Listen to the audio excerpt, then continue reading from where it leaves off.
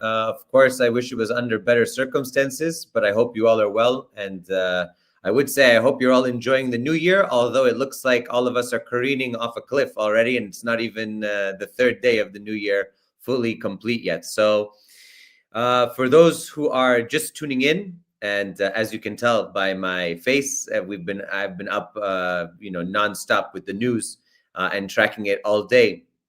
In the early hours of January 3rd, that is Caracas time, so it was about after midnight, a little bit after midnight. United States started a military operation, bombarding targets throughout the country, especially in the coastal regions, and then launched a major special forces operation using the U.S. Army's Delta Force to kidnap the president of Venezuela, President Nicolas Maduro Moros, and his wife, and transported them via helicopter, as we are told now by U.S. officials, to the USS Iwo Jima. And afterwards, now they're on their way to New York, where the district court in New York, the federal district court, has a sealed indictment for them, including such bizarre things as possession of machine guns and firearms, which Representative Thomas Massie just said is a 1930s era law. So as you can see there, I mean, this is the U.S. District Court for the Southern District of New York. I believe, if I'm not mistaken, and you can correct me if I'm wrong, I believe that's the same court that also had Jeffrey Epstein's indictment. So very interesting, the choice of venue. But we have here's the Attorney General, Pam Bondi. She says, and I'll read this for you all, Nicolas Maduro and his wife, Celia Flores, have been indicted in the Southern District of New York. Nicolas Maduro has been charged with narco-terrorism conspiracy, cocaine importation conspiracy, possession of machine guns and destructive devices, and conspiracy to possess machine guns and destructive devices against the United States. They will soon face the full wrath of American justice on American soil in American courts. On behalf of the entire U.S. Department of Justice, I would like to thank President Trump for having the courage to demand accountability on behalf of the American people, and a huge thank you to our brave military who conducted the incredible and highly successful mission to capture these two alleged international narco traffickers. I mean, it doesn't get any more surreal than that. Literally, the United States has kidnapped a sitting democratically elected president of a country and now whisked him away with his wife to face these indictments in the United States. I mean, this is something that I couldn't have told you would happen. I would have suspected, and I made the prediction over the past few months that the United States would carry out decapitation strikes possibly and target President Maduro. But the fact that the United States would execute a very intricate, basically kidnapping and whisking President Maduro and his wife to the United States to face trial in a similar way that the United States did so in Panama against Noriega was not on my bingo list for 2026. So very, very surprising developments. Of course, there's still news coming out. Let's recap what happened in the night. We have some video footage of the anti-aircraft systems that were targeted. We know that the United States, through its airstrikes, and it looks like the United States employed a variety of aerial assets to conduct these strikes. It looks like they took out some of the air defenses, and we have here a map from Ribar, and you can see here clearly this was the United States carefully executed this plan with the resources they had in the Caribbean. But you see in this image, multiple sites targeted on the coastline, probably in the pathway of these low-flying helicopters. This was mainly a helicopter operation. They were very low altitude, and in that way, most likely avoided some of the larger anti-aircraft systems. But you can see in that graph, or in that chart, I should say, you can see that a lot of these military sites were targeted, and also ports were targeted as well that had resources, including military resources. I think we have a video clip of a book system that was taken out That's also. Este es el punto del ataque en la base aérea de La Carlota. Podemos reportar que varias unidades de transporte civil fueron destruidas y creo que las imágenes son bastante claras al respecto. Vamos a meter un poco más el zoom. Ajá, ahí lo tenemos. Una unidad que fue destruida, en este caso un autobús rojo. Tenemos otra unidad que también fue destruida y otra unidad de transporte civil. Es importante destacar lo que fue la afectación causada por este ataque en la madrugada. De hecho, para que ustedes tengan una idea de la fuerza que tuvo este ataque, podemos ver la red. Welcome to our beloved Sarah. Welcome. Good morning. I wish it was under better circumstances this morning. How are you feeling? I don't really have anything to say. I know. Fuck. Oh, sorry, but yes, it's crazy. It's really crazy. What's going on? We just kidnap people now? I guess we're just kidnapping sitting presidents. By the way, Ukraine is saying it's okay. The EU is saying it's okay. They're can we go kidnap Zelensky? You know, the double standards. If they kidnap Zelensky tomorrow, I think there would be a major outcry for a violation of international laws, norms, and standards. But not in this case, because something also feels really off. I talked to people in Venezuela, and they were like, "It's really calm." And then all of the photos of Maduro being arrested are fake. So what's going on?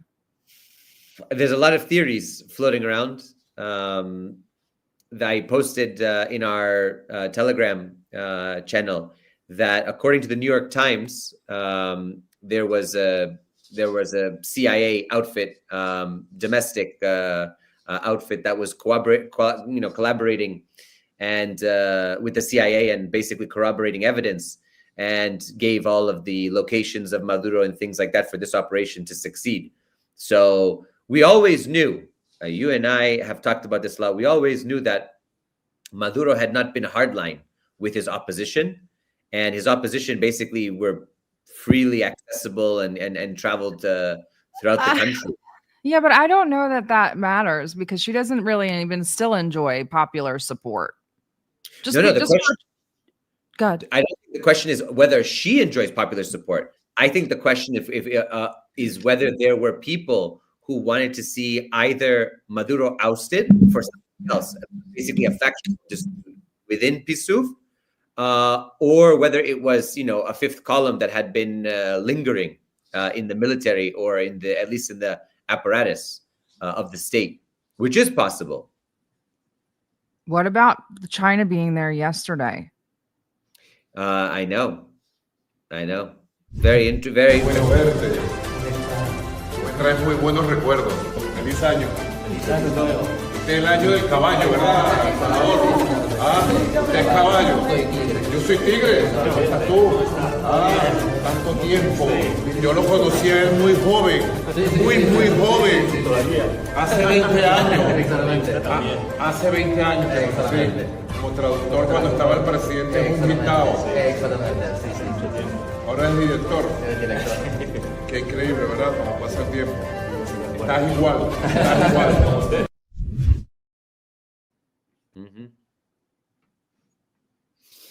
The Chinese were there. It looked.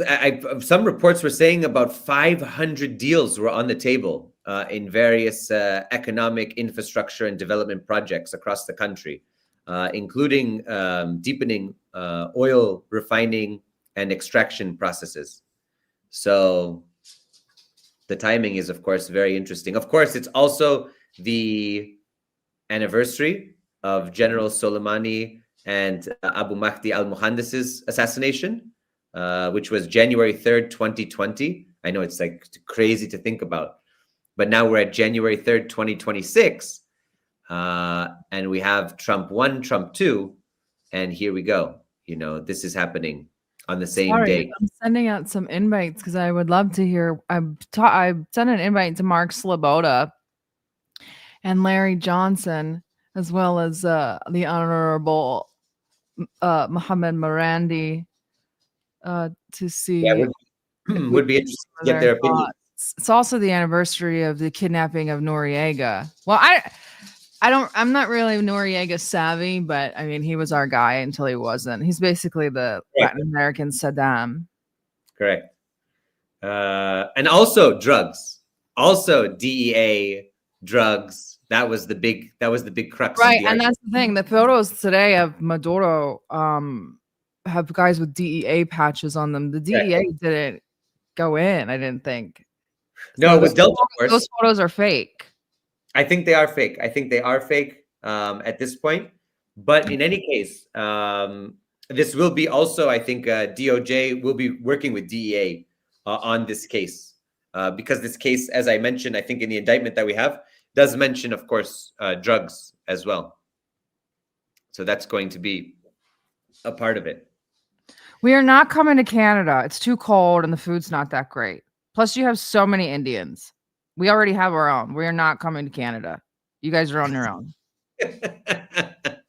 I'm tired of this shit. I can tell. Also, I think we also have in terms of, let's see, do we have President Trump's statement? So we saw everything that was going on. Do I need to screen share this? Can I get a link? Isn't he going live in like 4 minutes? I know. Do we have a link to that? Because we want to play it for you all. Let me see. I'll grab it. Is he going on Fox? I know. I think it's an address to the nation. He already was on Fox. Okay. My phone. So we're looking to see what's coming down the pipeline here. As you all know, it's just absolutely crazy day. We also want to bring on Susana. She's in the studio in Caracas. I've been speaking to her since early morning, Moscow time, even earlier in Venezuela. She hasn't gotten any sleep, but she wants to come and speak to us on the latest.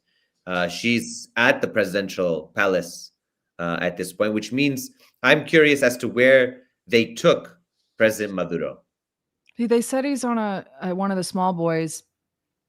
I have the White House YouTube. Don't worry, I got it pulled up. No worries. Okay. We'll launch that when it goes. Yeah, they said they pulled him onto one of the small boys, probably the Iwo Jima, I think they said, and then it's the Iwo Jima, that's for sure. But I was wondering where they took him from in Venezuela. Like, if people are at Miraflores, where was he? Was he somewhere else? Was he at like a hideout? I don't know. I'm gonna put the tinfoil hat on and say that they don't even have him. Really? You think this is like a giant psyop? I think he's in China. Really? Wow. That would be wild. No air defense. No, nothing. Very quiet. I spoke to people in Venezuela. They're like, it's quiet. There are reports of casualties, military and civilian. Well, they definitely bombed. They bombed Chavez's mausoleum. Oh, we have that video. Can we play that video? Yeah, I think we have. Acaban de explotar el 4F. Mira.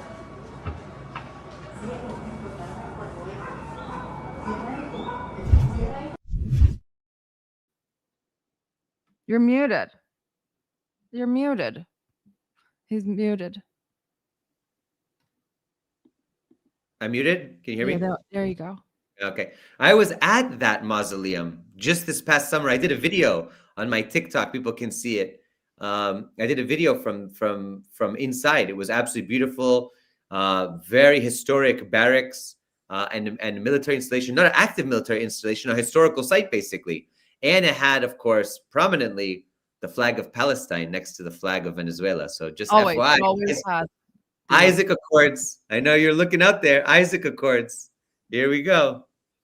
I mean, yeah, it's just, he was the last. And then Gustavo Petro had a really weird statement today. Let me pull it up. He said, he's crazy. I love him. But he was yelling about something this morning. I don't know where it went. I'll find it in a minute. But he said, I'm not worried at all. I have nothing to hide like others do. No murders, no mass graves, no 6,402 young people murdered during the government you defend. No 3,000 young people, political prisoners behind bars. We don't coexist with narco terrorists who even decided to refound the homeland and nearly succeeded. Who's he talking about? I don't know. I was the one who dedicated 10 years to investigating and exposing in public debates the relationships between politicians in power and armed drug traffickers. You, Hassan, never did that. What should I fear? Injustice against a human being elevates them. I don't appear at number 82 on any list of drug traffickers, nor did my brother murder 700 people in death squads, nor did I increase poverty, nor did I send millions of people into hunger. My work is democracy for the people, equity, and peace. In New York, I was protected by the law that safeguards the UN. And I said what I think. No army in Palestine can obey orders of genocide, not in Palestine nor anywhere in the world, because it's a crime against humanity, not just against one nation. If it seems terrible to you, I repeat it on this network. It is a worldwide norm since the Nuremberg trial. Who was he talking to? Hassan Nassar. Huh. Interesting. I wonder who he's making reference to. Well, Hassan Nassar is a candidate for president, yes? I wonder if he's talking about the previous governments. Maybe, yeah. Yeah, because they, for sure, they did some nasty stuff, as you know. Yeah, Hassan Nassar is a Colombian journalist. He could be. Is he right wing? I mean, a Colombian politician. I think he's right. He's got to be on the opposition. Yeah, Democratic Center Party. Yeah, maybe that's Uribe's party as well. Yeah, he had retweeted Trump's post For and sure. said, the one who stood with a megaphone in New York telling the U.S. troops to disobey their supreme commander, the same admirer of Hugo Chavez and professional defender of Nicolas Maduro, must be very worried about what the boss of the cartel of the Suns can tell in the United States of America. Yeah, he's cartel. Biggest cartel is Trump himself. So everybody should go that direction, you know? Oh, let me get the screen share set up so I don't like boomer mess it up. Hold on. There we go. Yeah, they'll begin shortly. They'll begin shortly. Perfect. We'll bring it live. Let's also see, we have some other assets. Do we have the defense minister? So at first, the defense, I do know from Susana on the ground that Pedrino's house was targeted by U.S. strikes. And he is safe. He's safe and alive. Let's listen. We condemn the North American government for the flagrant violation of the Charter of the United Nations and the international law of Venezuela. Free, independent and sovereign Venezuela rejects the presence of foreign troops with all the force of its libertarian history. They have only left the weight of death, pain and destruction. This invasion is the worst the country has ever endured, driven by the insatiable plundering of our strategic resources. Far from a supposed fight against narco-terrorism, this deplorable action seeks to definitively force a regime change, and it serves North American imperialism. The inalienable right to self-determination, upheld by our liberators, is something we are called upon to defend with the same dignity today. And of course, I think one of the big things in that clip was the plundering of resources. And we don't have the clip. I don't think it's in the assets. But President Maduro, in his last interview, which was just a day or two ago, in the car, he mentions United States wants our gold, our minerals, and our oil. He says that to the journalists right there. He says that's the whole reason. That's the crux of this whole issue, is those resources. Even Trump himself, you know, the problem is that the U.S. is putting foot in mouth here. They're saying, okay, the drugs, but we also want our oil. They're saying that today. They're saying we want our oil because they believe that Trump believes that American companies have been cheated out of their oil rights that were granted by the government prior to Chavez and somehow, you know, annulled or changed during the period of Chavez Maduro. And now basically saying, okay, we want all of that back, which does not bode well for Cuba as well, because part of the argument against Cuba is that the Cuban authorities seized the assets of Americans and American corporations. And that's going to be a huge thing come regime change in Cuba if that happens. They're going to absolutely, it's going to make the 90s in the Soviet Union look like child's play in a country like that. Everything's going to go straight back to corporations. Nothing's going to be left for people. People are going to be thrown out of their houses if it happens that way. By the way, everybody's talking about the end of the 3 countries of resistance, basically, in the hemisphere, what John Bolton calls the troika of tyranny. Because with Venezuela possibly falling, which, by the way, we have to talk about this. According to some people on some government officials and some journalists, they're saying that this operation is over, which means that Darcy's in charge. Right, which means that this wasn't regime change. This was Maduro change. That was it. So they got their moment. Trump's going to have his moment to parade Maduro, but PSUV is still in power. The Socialist Party is still in power. So we have three people, right? We have Delcy, we have Diosdado Cabello, and we have Padrino. The 3 powerful forces now that I guess now comprise the government at this point. So the question is, if the social, what was this? Was it just to grab Maduro and his wife and basically to have this kind of Pyrrhic victory, sort of, okay, we're going to parade them, we're going to show them, or what? Because the government still stands at this point. This isn't the end. So this is a pause, you think? This is an interlude? Mm-hmm. In that case, I just wonder, they had overwhelming, clearly they had some superiority at this evening. Why wouldn't they have just gone for everything tonight? I assume that they could have done that. Now, they've shown their cards, so to speak. Unless they have other cards we don't know up their sleeves. We're going to put on the DD Geopolitics, conspiracy cap. I don't know. What else could go on? They have to put Machado in power. I mean, Dossi is not gonna she's not gonna go along with the Zionist agenda. No, she's more. Like commentators have been saying, she's more centrist, and they're saying she's easier to deal with. I don't necessarily agree with that. And there was a lot of back and forth whether she was in the country or not. People said that she was in Moscow for a meeting, but Lavrov, to what I saw from media reports, they talked on the phone. Yeah, they talked on the phone, but I don't know. There's no confirmation that she is in Moscow. Wow, I actually finished a chapstick. If you're a female, you know how big this is to actually finish a chapstick without losing it, to get to the end. This is a big deal. This is the end of the chapstick. Victory. Yeah.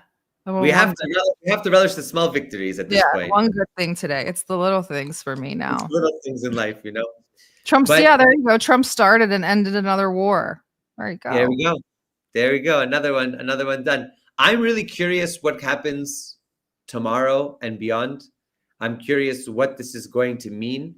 And I really think that, as I was saying earlier, I think that the changes in Venezuela will bring about profound transformations for Cuba in the bad way. I think that Cuba is the weakest link of them all.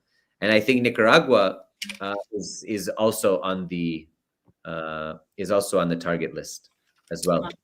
This is exactly the agenda of Elliot Abrams, John Bolton, and Pompeo. Yeah. When people are like, "Oh, MAGA, America first," I'm like, no, neocons, all of them, the whole lot of them.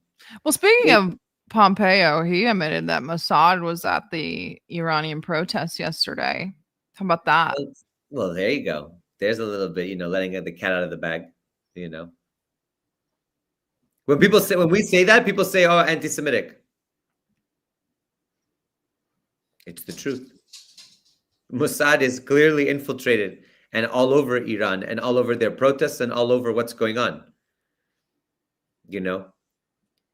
But I want to get your opinion. What do you think about it? Is indeed demoralizing. That's for sure. And they're not even just slurping up the slop. I'm going ham, especially after that Polish bitch I am meme or whatever her name is. First of all, Poles are like the lowest men on the Slav totem pole. All right, let's just leave it at that. They're like second to last, and last is Ukrainians. Okay. So this Polish bitch lives in New York, and all she does is complain and like stir up like conflict and like bullshit about brown immigrants. You're an immigrant too. You're literally off the boat. She still has an accent and everything. Like, what are we talking about here? And she's like posting stuff from the World Cup and saying like Venezuelans are in the streets cheering, and it's footage from the World friggin' Cup. And it's like, it's just like, this is slop. This is just MAGA slop. Loomers posting stuff from 2024. Oh, but the posters coming down. Yeah. That was during the elections, I think. Yeah, exactly. It was during the elections, which, by the way, I was an election observer during recent elections in Venezuela, free and fair.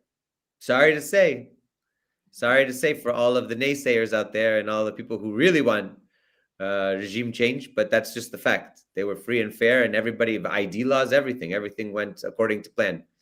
So I'm sick and tired of these anonymous MAGA slop accounts on the Twitter. I live on Twitter, like, so you guys live off of Twitter. I don't really know what's going on off Twitter, but on Twitter, it's just slop. It's all just MAGA anonymous slop accounts, just like pushing this, like. And Nick Fuentes, I don't care. I'll say it. What the fuck, bro? Like, he puts up USA with a flag. Oh, like, he's very excited. Of course. Now's the time. Like, it's just retarded. Like, these people have no principles. What principles? Their principles are power, pure power, and that power. So you don't want to you don't want to stay out of it when, we are streaming the conference. It's not on yet. It's we've got it waiting. It's in the studio for a screen share. Don't worry, guys. And then you'll get to see our ridiculous reactions to it, I guess. But I lost my train of thought. Sorry. Fuentes, about these people. They have no principles. They want to do the whole I'm America only when it comes to the Middle East and Palestinians, but then when it comes to Venezuela, you're cheering on the bombing. Like, what are we doing here? They really see themselves, forget about manifest destiny. They see this Monroe Doctrine as being, part and parcel of what it means to be an American. Yeah, but you guys understand, like, there is no Monroe Doctrine anymore. This is the Moses Doctrine. This is the Moishe Doctrine. This is not our doctrine. It's true. It's true. That's, it felt like Mossad had a hand in this too. I'm just saying that there was coordination of intelligence. Of course. We talked to Larry about it a little bit. I know. I really think that there was some. I'm wearing, by the way, my Palestine shirt. Absolutely. But I really think that there's collaboration here. There's collaboration with and you know what is interesting? I'm beginning to try to really understand the depth. But for those who don't know, the right-wing apartheid regime in South Africa and Rhodesia and many other African countries, the United States and Mossad all work together. Mm-hmm. And Mossad has worked with every far-right anti-Semitic group to pummel and destroy any left-wing social movement. And I really think that this is also a continuation of that Mossad is working with the right wing throughout Latin America to ensure the defeat of whatever remains of that pink tide that we spoke about so lovingly a decade plus ago, and to reshape Latin America as, I don't know, good subservient goys who love who are evangelicals and love the state of Israel, and some who claim to be Jewish themselves. I'm not paying attention to you. I am inviting people to come onto the stream. So perfect. Oh, if you can send a message to Susanna, she wants to come on as well. Actually, I'll send a message to her because you didn't tell her yet. Well, I didn't tell her the time yet. I told her to come on, but I didn't tell her the time yet because I wanted to do it after Trump spoke. So that's what I'm waiting on here. but we're gonna bring her on too because she's on the ground. Let me see where we have our chat here. Let's see. But in any case, I'm thinking.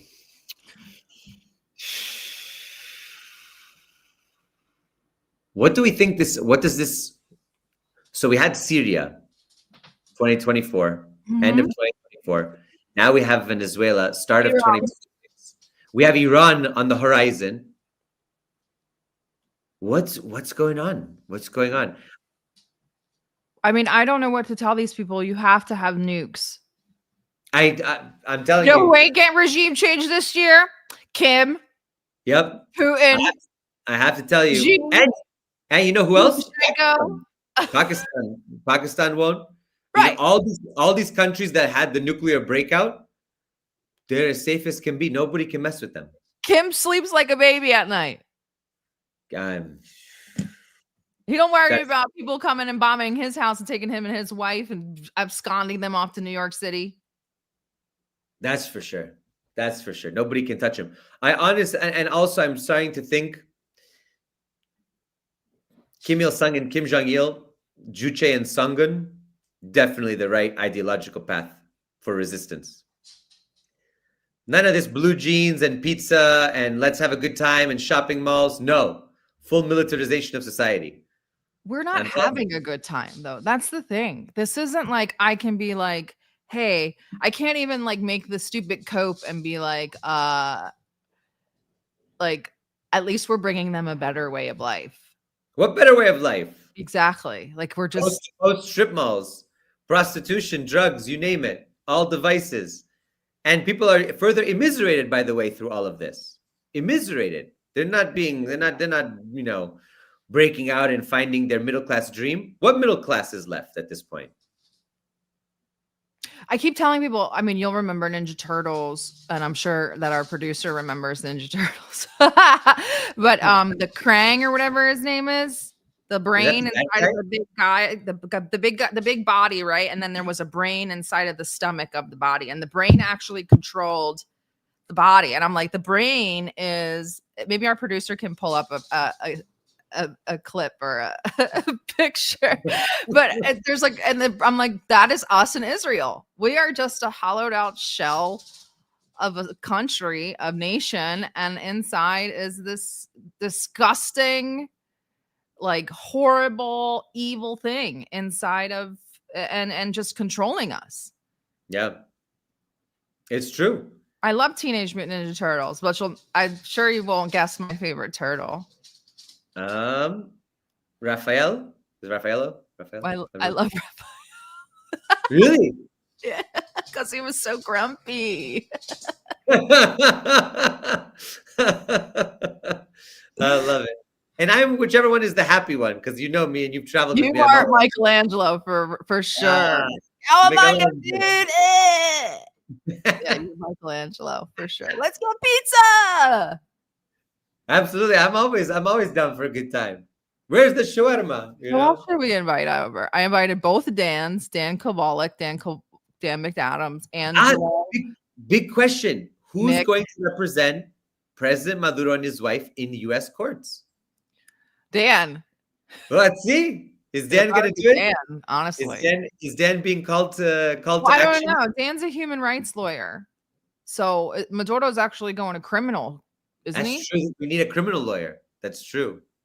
Maybe the guy who was on Tucker. Remember the lawyer who went on about Armenia, but actually has also been his law office had also been hired by Venezuela? Yeah. Could be him. What are you talking about? Could be him too. Why is this motherfucker always late? Like this motherfucker going to be late to his funeral. He's always late. What funeral? This guy eats nonstop hamburgers, cheeseburgers, everything every day, and he's still kicking. But let's see. Did we have the Trump statement already? We should play the Fox News statement. Is it starting? No, but yeah, I think we have those clips actually. Hold on. Let's throw them up here so people can see what Trump already said. Oh, yeah. All right, here we go. The team did an incredible job. They rehearsed and practiced like nobody's ever seen. And I was told by real military people that there's no other country on earth that can do such a maneuver. If you would have seen what happened, I mean, I watched it literally like I was watching a television show. And if you would have seen the speed, the violence, you know, they say that, the speed, the violence, they use that term. It's it was an amazing thing, an amazing job that these people did. There's nobody else could have done anything like it. And then we have a second one. Do you see that one over there? There's a ton of them. Hold on. Tell us where Maduro and his wife are right this second. Well, they'll be heading to New York. You know, they were indicted in New York, and also. So are they taken to a ship first, and then? Yes, the Iwo Jima. They're on a ship, but they'll be heading into New York. The helicopters took them out, and they went by helicopter in a nice flight. I'm sure they loved it. But they've killed a lot of people. Remember that they killed a lot of people, and a lot of Americans. Even people in their own country. They killed a lot of people to maintain power. He's a very vicious person. Trump didn't kill anyone. Just FYI. Trump didn't kill anyone, not even in his own country. But I think Trump threatens, I think we have another clip here. Trump threatens Mexico. Well, it wasn't meant to be, and we're very friendly with her. She's a good woman, but the cartels are running Mexico. She's not running Mexico. The cartels are running Mexico. And we could be politically correct and be nice and say, oh, yes, she is. No, she's very, she's very frightened of the cartels. They're running Mexico. And I've asked her numerous times, would you like us to take out the cartels? No, Mr. President. No, please. So we have to do something because we lost. The real number is 300,000 people, in my opinion. You know, they like to say 100,000. 100,000 is a lot of people, but the real number is 300,000 people. And we lost it to drugs, and they come in through the southern border, mostly the southern border. Plenty come in through Canada, too, by the way, in case you don't know. But they come in through the southern border, and something's going to have to be done with Mexico.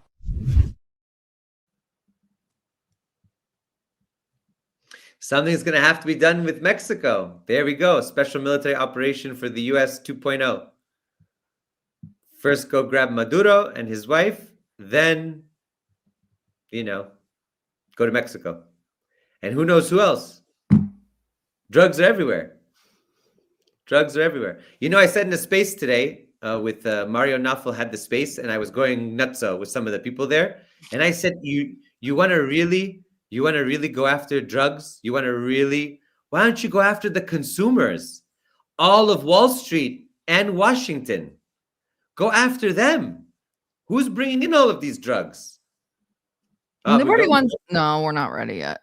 Nobody wants to talk about addressing the actual root causes of the drug issues. Like we've talked about it extensively. I don't want to go through it again this early in the morning, but I mean, the forever war in Afghanistan is basically the reason why we have a huge fentanyl problem in the United States. Huge opioid problem, period. For sure. Absolutely. But not to mention the drug, the beginning of contemporary mass drug use goes back to the imposition of opium by the British on the Chinese. Yeah. Drugs have been used through history, but the mass scale, the industrial scale of drugs was started by the West and targeted who? China. So you had the opium in China. Then you had the development by pharmaceutical companies in Europe of what became cocaine. All of these things were done industrially, mechanically by the West.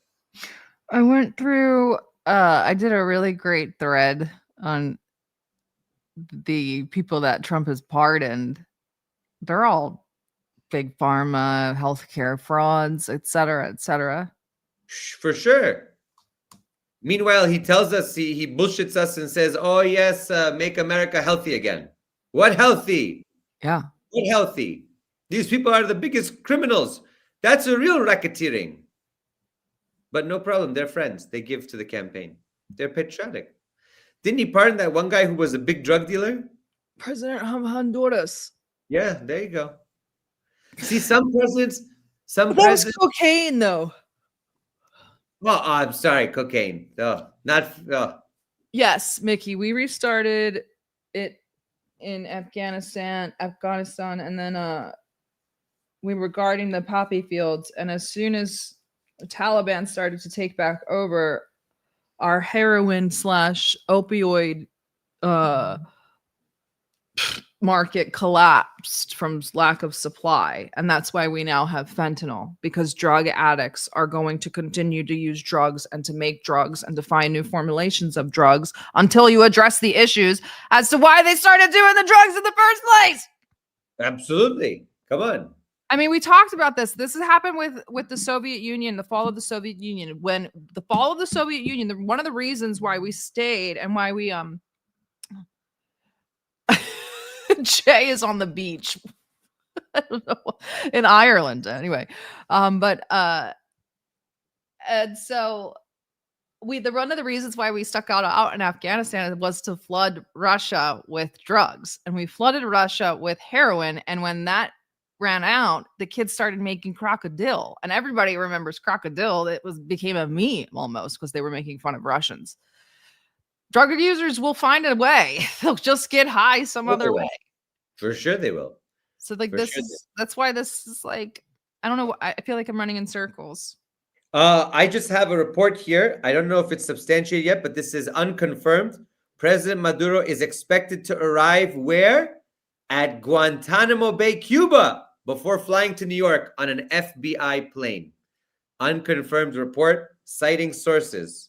So there we go. We just said we're making the link. Cuba. There we go. We're flying into Cuba. We're flying the president of Venezuela into Cuba, into the U.S. Marine installation there, and then flying him to New York. Now you guys see why a lot of people wind up just obeying orders. They don't want to get fucking kidnapped in the middle of the night and taken to Gitmo. Yep. There we go. We know everybody jokes about Gitmo, but it's really happening. It's really happening. President Maduro is on his way to Gitmo. If you don't have nukes, what choice do you have? You have only the choice on how you give up, basically. Do you give up with a fight, or do you give up without a fight?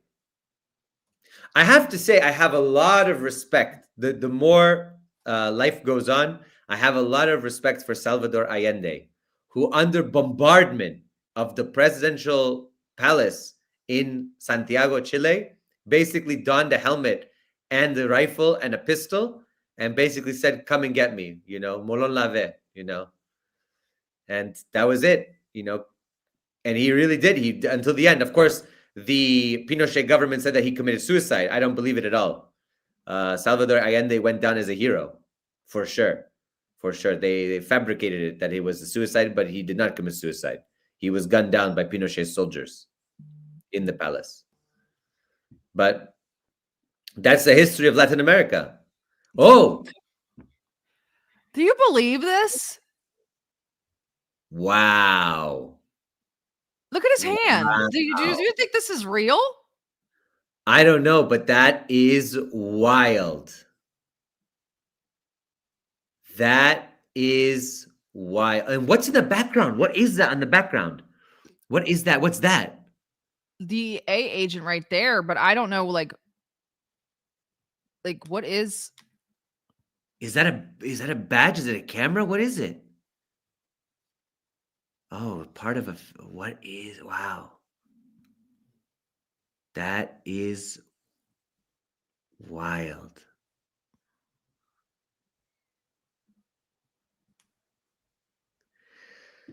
I feel like we're living in the Twilight Zone. Ladies and gentlemen, you just saw the president of a country, a democratically elected president, in basically restraints with his no hearing, no sight, being paraded by DEA officers on the Iwo Jima probably before heading to the United States. I mean, this is really I don't know what to make of this. I don't know what to make of this. This It's sick shit. It really is. The United States is, you know, you don't have to be Sodom and Gomorrah simply for the lewd and lascivious behavior. This is exactly what it's all about. You know, this is the absolute destruction of human lives for political power.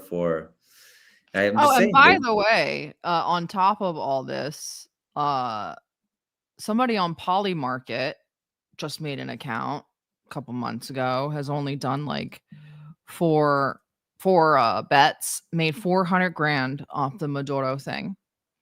This is all a big game. You guys have to understand that these people are betting on Polymarket, Kalshi, and they're doing insider trading. These anonymous new accounts will pop up and they'll make a fortune off of things and then they'll just leave the platform.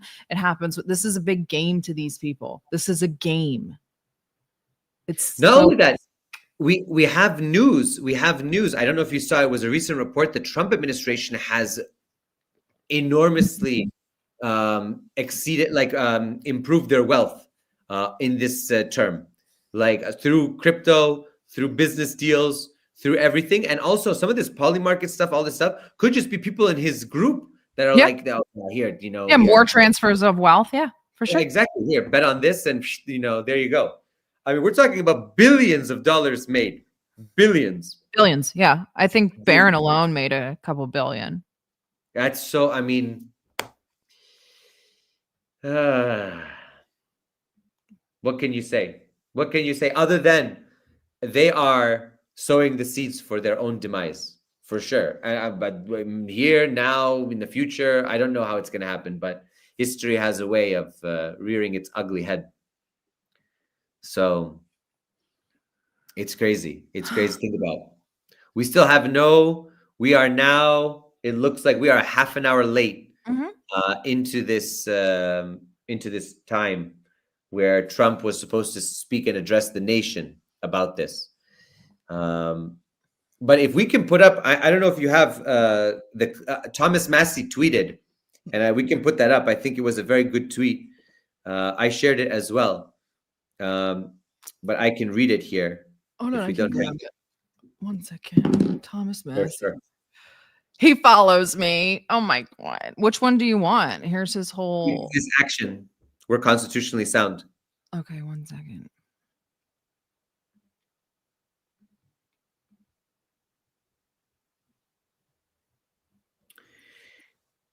This one. If this action were constitutionally sound, the attorney general wouldn't be tweeting that they've arrested the president of a sovereign country and his wife for possessing guns in violation of a 1934 firearm law. U.S. firearm. I mean, this is absolutely, he can't be more spot on about this, right? He can't be more spot on about this. But this is really something just surreal that the attorney general is tweeting, as I read it earlier, that the president of a sovereign country, by the way, who is legally bound, I know we want that picture of Netanyahu, we want that. That's who really should be in handcuffs and everything. But okay, you know, maybe in another parallel universe. But the president of a country has an obligation to his armed forces to protect and defend that country. So the fact that he possessed machine guns, well, obviously he's commander-in-chief of the Venezuelan armed forces. What is he supposed to do? Supposed to have, you know, squirt guns? Supposed to have, you know, potato cannons? What is he supposed to have? He has guns. He has weapons. He's commander-in-chief. I'm speaking to a friend in Venezuela. I said, a lot of this looks really fake and off. And he said, it does.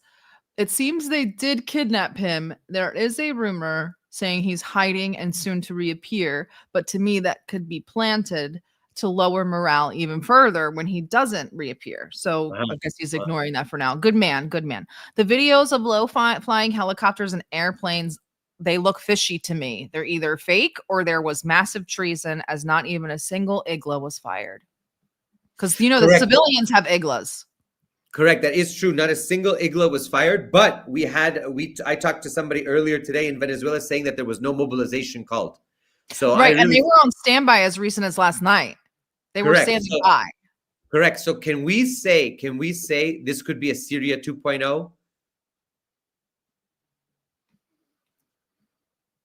I mean, do we have the information, which I don't think we have fully, but can we paint a picture similar to Syria where there were fifth columns within the military, there was communication cut out, electricity cut out to some primary areas, and then it was basically no orders given to defend the country. There are reports, though. There are reports, I don't know how they are, but there are US reports that a helicopter was shot at. We don't know by what, small arms fire or a little bit bigger like Dochka rounds. And there were injuries on the US side, but it looks like no deaths. Maybe some few minor casualties, but no deaths to be reported. So I think that's, I don't know. There has to have been, clearly, if there's reports coming out that this was an operation in the planning for a long time, there had to have been local assets on the ground that helped to achieve that. Danny Haifang will be joining us in a little bit as well. Perfect. Of course, I don't know what you think about this, but there were early reports today when it launched. Of course, I got phone calls from Duma members. I got calls from some very prominent people here. I won't go into names, but I will say that some people said, was this a negotiated exit? Morandi will come on, but we have to do the Zoom call and screen share for Morandi, and I don't know how to do that. Okay, Borut is going to do it. Perfect. What do you think? What do you think about that? That this might have been a negotiated exit? Retarded on Maduro's part. Like, all you're doing is giving like propaganda slop. This isn't politically advantageous. Like, not like what are you doing to like? There's nothing about capturing Maduro is helpful to the American people. So all you did was hand him a propaganda win for a couple days. Like, they only last for a few days. This Maduro thing will be gone tomorrow, maybe the day after. See, some people are saying that it was negotiated. This is why my mind, my rational faculties cannot really understand how it could be negotiated. Number one, Maduro could have gone to Turkey, to Russia, to China, to Saudi, to Dubai, wherever the hell he could have gone. And he would have had no charges.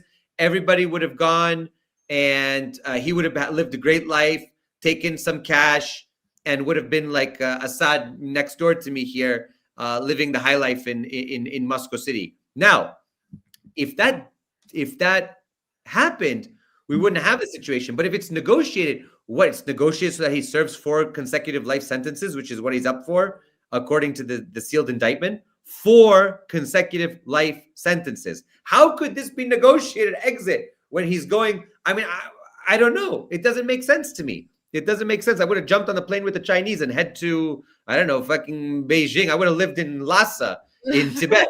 Send me to Xinjiang with the week. Yeah. I would have lived in Xinjiang, in Urumqi, before I would have gone to the U.S. Delicious food out there, that's for sure. Come on. That's why, for me, the negotiated by Maduro scenario doesn't work. However, there was another theory that people below him negotiated without his knowledge and basically, gave him up. I also don't find that plausible. I don't find it plausible. I don't. They didn't give him up for $50 million. Correct, exactly. So that's why I don't. They promised them power. And what kind of power? And what does that even look like? I don't know. I find the negotiated idea implausible. I don't know. I just don't think. I don't think it's possible. It doesn't make sense how it could happen like that. But then again, stranger things have happened. Who knows? Oh, here we go.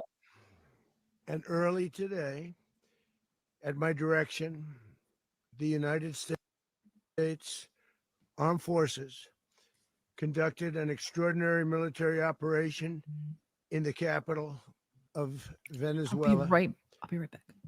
overwhelming American military power, air, land, and sea, was used to launch a spectacular assault.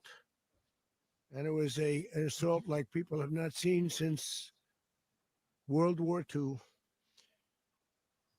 It was a force against a heavily fortified military fortress in the heart of Caracas to bring outlaw dictator Nicolas Maduro to justice.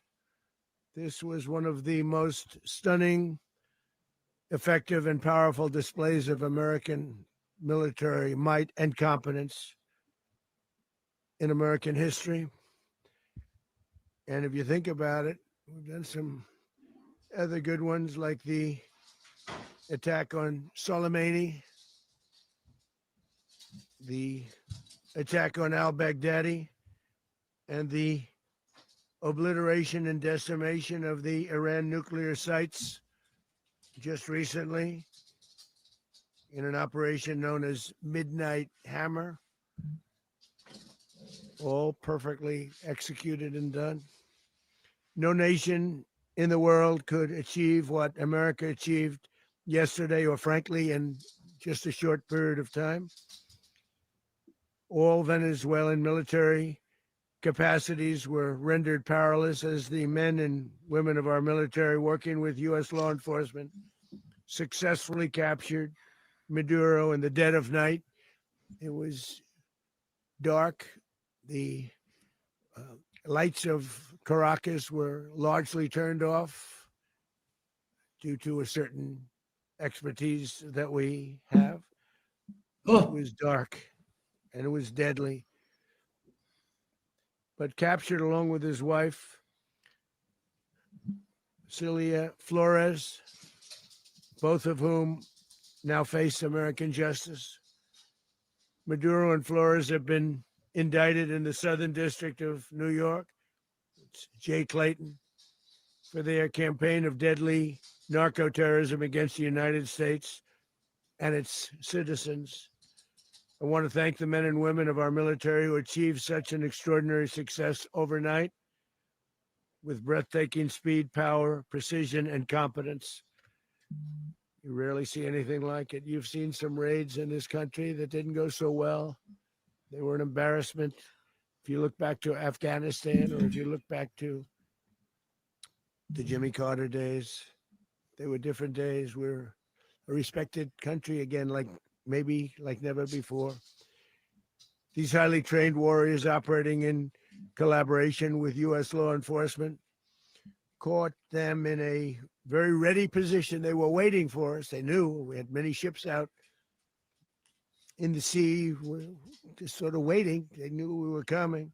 So they were in what's called a ready position, but they were completely overwhelmed and very quickly incapacitated. If you would have seen what I saw last night, you would have been very impressed. I'm not sure that you'll ever get to see it, but it was an incredible thing to see. Not a single American service member was killed, and not a single piece of American equipment was lost. We had many helicopters, many planes, many people involved in that fight. But think of that, not one piece of military equipment was lost, not one service member was, more importantly, killed. The United States military is the strongest and most fearsome military on the planet by far, with capabilities and skills our enemies can scarcely begin to imagine. We have the best equipment anywhere in the world. There's no equipment like what we have. And you see that even if you just look at the boats. We've knocked out 97% of the drugs coming in by sea.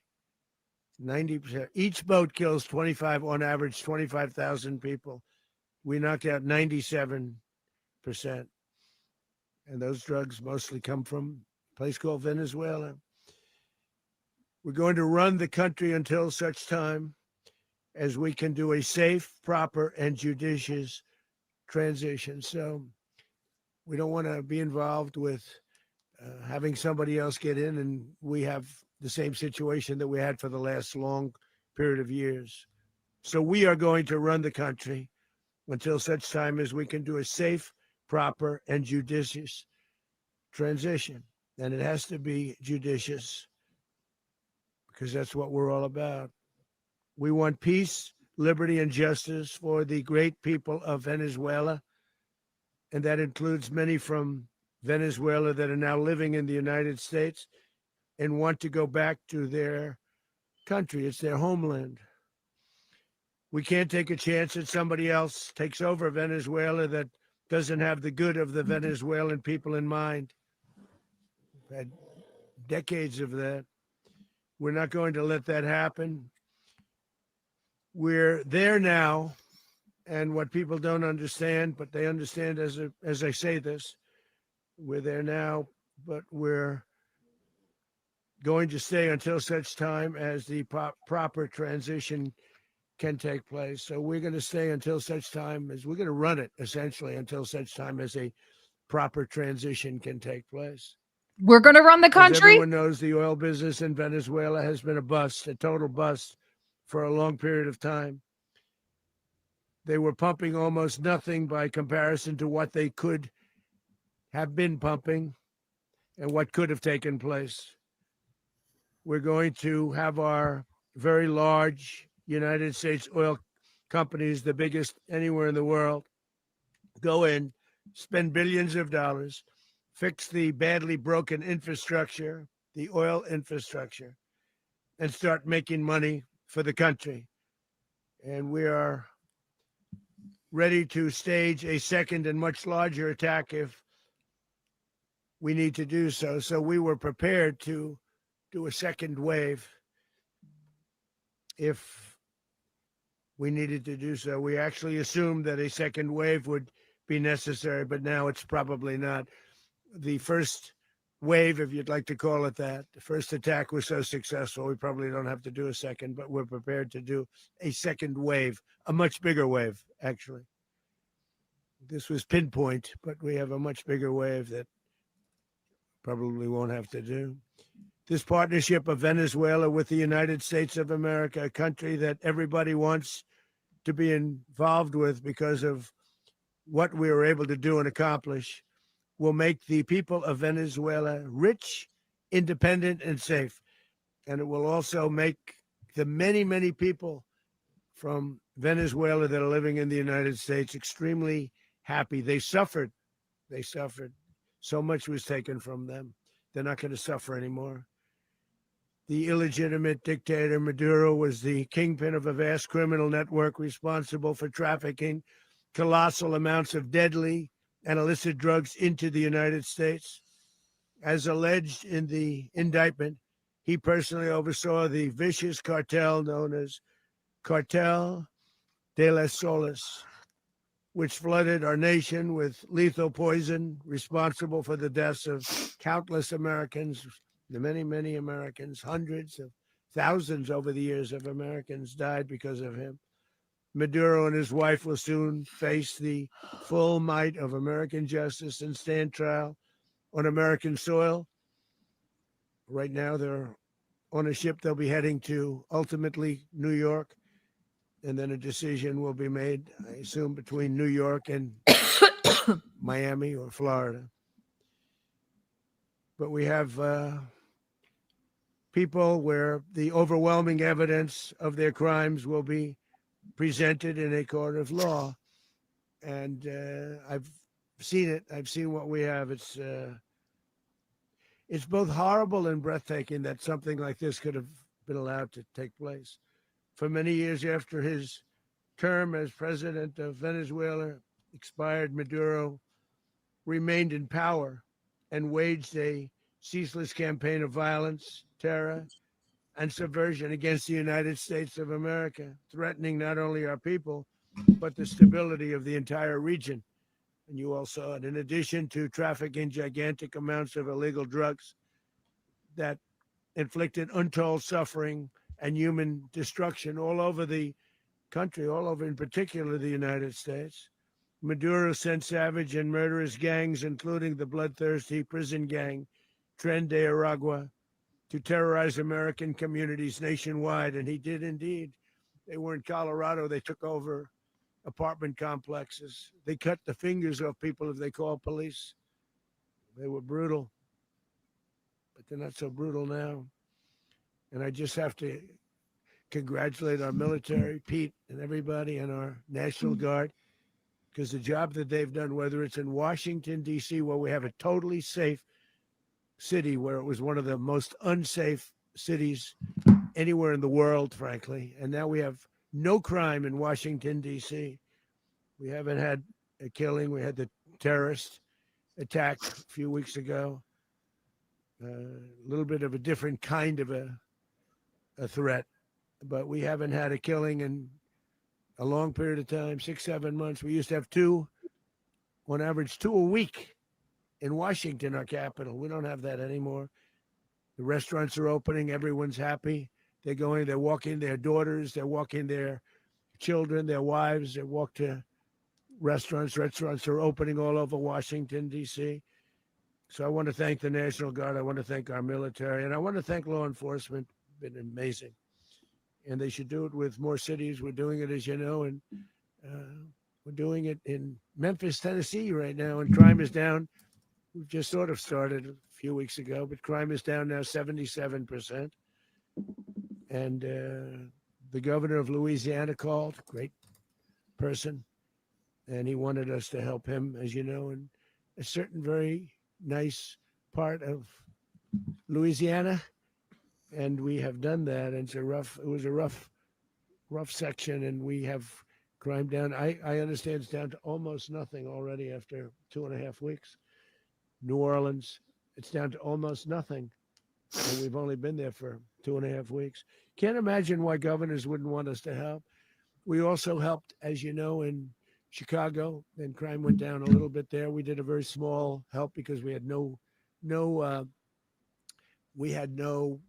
working ability with the governor. The governor was a disaster and the mayor was a disaster, but it knocked down crime. But we're pulling out of there when they need us. We'll know. You'll know. You'll be writing about it. And likewise, Los Angeles, where we saved Los Angeles early on, where the head of the police department made a statement that if the federal government didn't come in, we would have lost Los Angeles.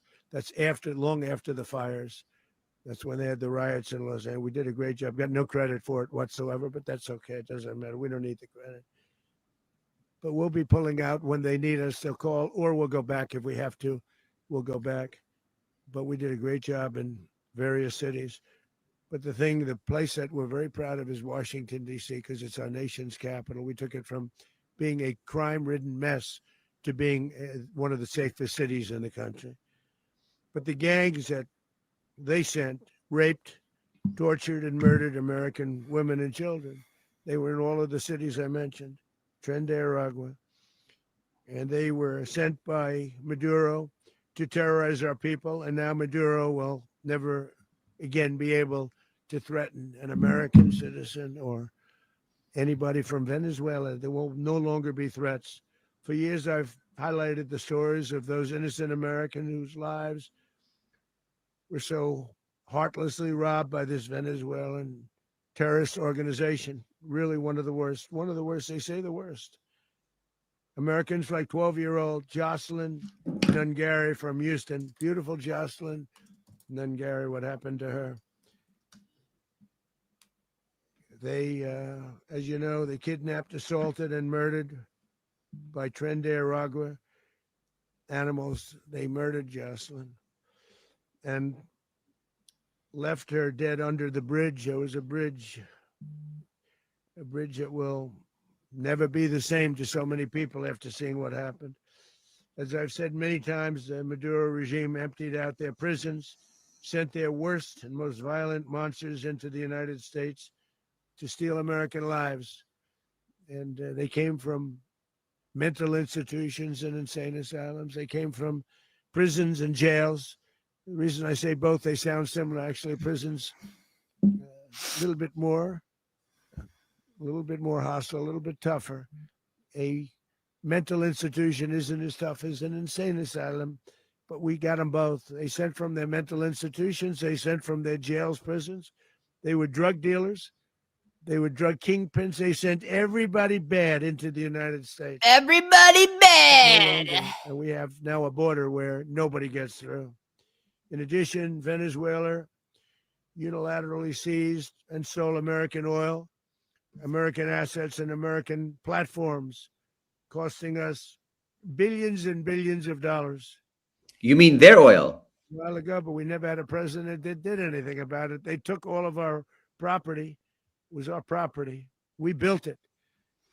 And we never had a president that decided to do anything about it. Instead, they fought wars that were 10,000 miles away. We built Venezuela oil industry with American talent, drive, and skill. And the socialist regime stole it from us during those previous administrations, and they stole it through force. This constituted one of the largest thefts of American property in the history of our country. Considered the largest theft of property in the history of our country. Massive oil infrastructure was taken like we were babies, and we didn't do anything about it. It's their country. America will never allow foreign powers to rob our people or drive us back into and out of our own hemisphere. That's what they did. Your own hemisphere. Furthermore, under the now deposed dictator Maduro, Venezuela was increasingly hosting foreign adversaries in our region and acquiring menacing offensive weapons that could threaten U.S. interests and lives. And they used those weapons last night. Potentially in league with the cartels operating along our border. All of these actions were in gross violation of the core principles of American foreign policy, dating back more than 2 centuries, and not anymore. All the way back, it dated to the Monroe Doctrines. Here we go. And the Monroe Doctrine is a big deal, but we've superseded it by a lot, by a real lot. They now call it the Monroe Document. I don't know. It's Monroe Doctrine. We sort of forgot about it. It was very important, but we forgot about it. We don't forget about it anymore. Under our new national security strategy, American dominance in the Western Hemisphere will never be questioned again. Won't happen. So just in concluding, for decades, other administrations have neglected or even contributed to these growing security threats in the Western Hemisphere. Under the Trump administration, we are reasserting American power in a very powerful way in our home region. And our home region is very different than it was just a short while ago. The future will be, and we did this in my first term. We had great dominance in my first term, and we have far greater dominance right now. Everyone's coming back to us. The future will be determined by the ability to protect commerce and territory and resources that are core to national security. These are core to our national security. Just like tariffs are, they've made our country rich, and they've made our national security stronger than ever before. But these are the iron laws that have always determined global power. And we're going to keep it that way. We will secure our borders. We will stop the terrorists. We will crash the cartels, and we will defend our citizens against all threats, foreign and domestic.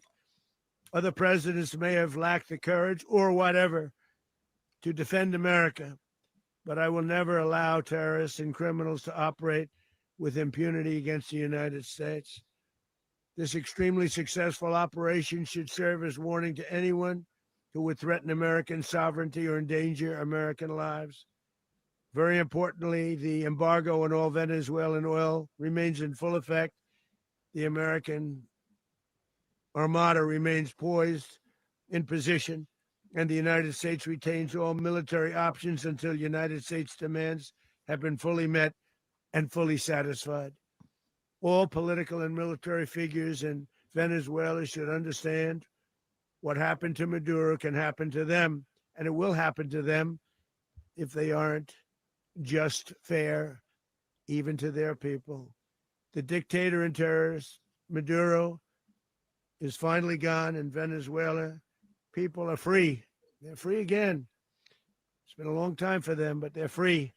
America is a safer nation. This morning, it's a prouder nation this morning because it didn't allow this horrible person and this country that was doing very bad things to us. It didn't allow it to happen.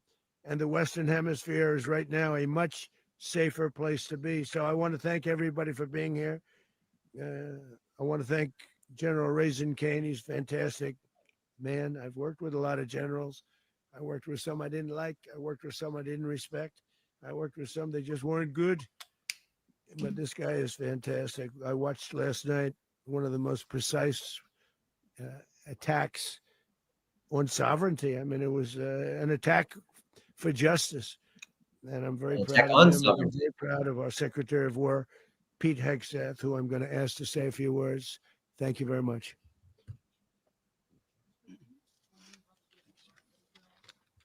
Well, thank you, Mr. President. Finally, a commander-in-chief the world respects and the American people deserve. And as the president said, words can barely capture the bravery and the power and the precision of this historic operation, a massive joint military and law enforcement raid flawlessly executed by the greatest Americans our country has to offer. American warriors are second to none, the best in the world and the best of our country. What all of us witnessed last night was sheer guts and grit, gallantry, and glory of the American warrior. I'm simply humbled by such men. And I tip my hat to our chairman, Dan Raisin Kane, and all those Americans who stood watch last night. Our warriors are the elite of America. And again, President Trump has your back. No other country on planet Earth, and it's not even close, could pull this kind of operation off. And no other president has ever shown this kind of leadership, courage, and resolve, the most powerful combination the world has ever seen. As the president said, our adversaries remain on notice. America can project our will anywhere, anytime. The coordination, the stealth, the lethality, the precision, the very long arm of American justice, all on full display in the middle of the night. Nicolas Maduro had his chance, just like Iran had their chance, until they didn't and until he didn't. He effed around and he found out. President Trump is deadly serious about stopping the flow of gangs and violence to our country, deadly serious about stopping the flow of drugs and poison to our people, deadly serious about getting back the oil that was stolen from us, and deadly serious about reestablishing American deterrence and dominance in the Western Hemisphere. This is about the safety, security, freedom, and prosperity of the American people. This is America first. This is peace through strength. And the United States War Department is proud to help deliver it.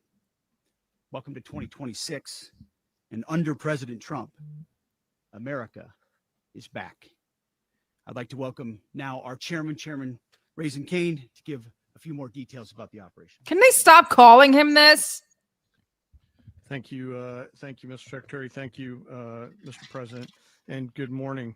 Last night, on the order of the President of the United States and in support of a request from the Department of Justice, as the President said, the United States military conducted an apprehension mission in Caracas, Venezuela, to bring to justice two indicted persons, Nicolas and Cecilia Maduro. This operation, known as Operation Absolute Resolve, was discreet, precise, and conducted during the darkest hours of January 2nd, and was the culmination of months of planning and rehearsal, an operation that, frankly, only the United States military could undertake. What I'd like to do this morning is talk to you through some of the preparation and the details without compromising any of our tactics, techniques, and procedures. There is always a chance that we'll be tasked to do this type of mission again. Our interagency work began months ago and built on decades of experience of integrating complex air, ground, space, and maritime operations. While the past 2 decades have honed the skills of our special operations forces, this particular mission required every component of our joint force, with soldiers, sailors, airmen, Marines, and Guardians working in unison with our intelligence agency partners and law enforcement teammates in an unprecedented operation. We leveraged our unmatched intelligence capabilities and our years of experience in hunting terrorists. And we could not have done this mission without the incredible work by various intelligence agencies, including the CIA, NSA, and NGA. We watched, we waited, we prepared, we remained patient and professional. This mission was meticulously planned, drawing lessons from decades of missions over the last many years, many missions over these last many years. This was an audacious operation that only the United States could do. It required the utmost of precision and integration within our joint force. And the word integration does not explain the sheer complexity of such a mission. An extraction so precise, it involved more than 150 aircraft launching across the Western Hemisphere in close coordination, all coming together in time and place to layer effects for a single purpose: to get an interdiction force into downtown Caracas while maintaining the element of tactical surprise. Failure of one component of this well-oiled machine would have endangered the entire mission, and failure is never an option for America's joint force. Those in the air over Caracas last night were willing to give their lives for those on the ground and in the helicopters. Let me talk a little bit about the preparation. After months of work by our intelligence teammates to find Maduro and understand how he moved, where he lived, where he traveled, what he ate, what he wore, why when you captured him in the middle of the night. In early December, our force was set Why did you need all that a info? series of aligned events.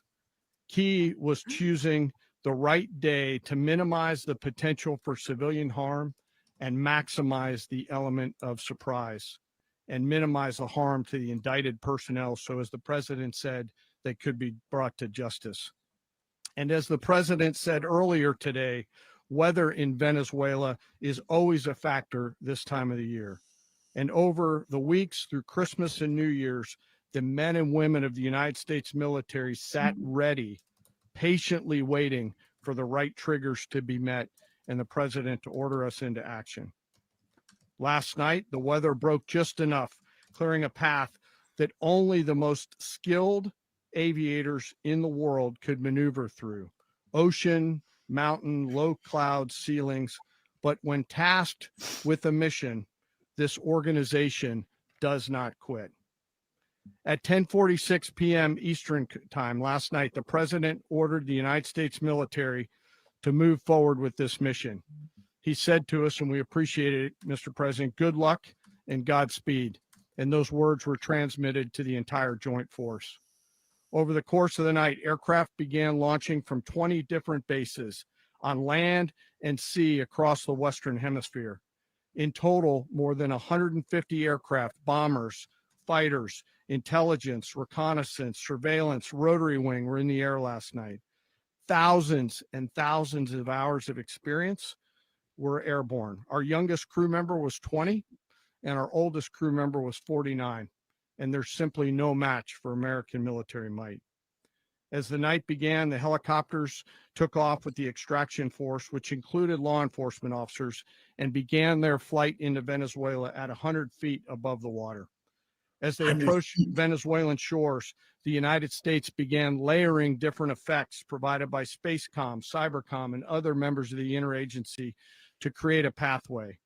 Overhead, those forces were protected by aircraft from the United States Marines, the United States Navy, the United States Air Force, and the Air National Guard.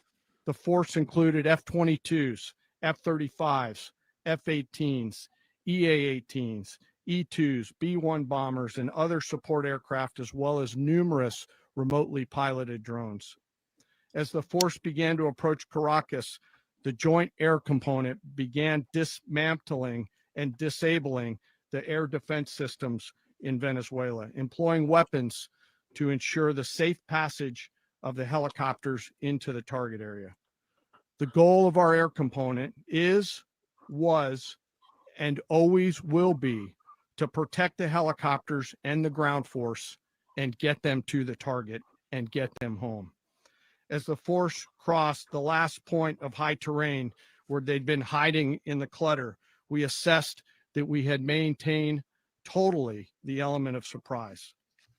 As the helicopter force ingressed towards the objective at low level, we arrived at Maduro's compound at 1:01 a.m. Eastern Standard Time, or 2:01 a.m. Caracas local time, and the apprehension force descended into Maduro's compound and moved with speed, precision, and discipline towards their objective and isolated the area to ensure the safety and security of the ground force while apprehending the indicted persons.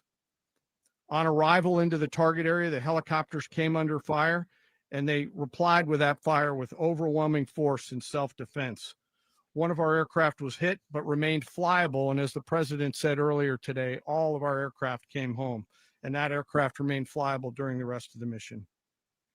As the operation unfolded at the compound, our air and ground intelligence teams provided real-time updates to the ground force, ensuring those forces could safely navigate the complex environment without unnecessary risk.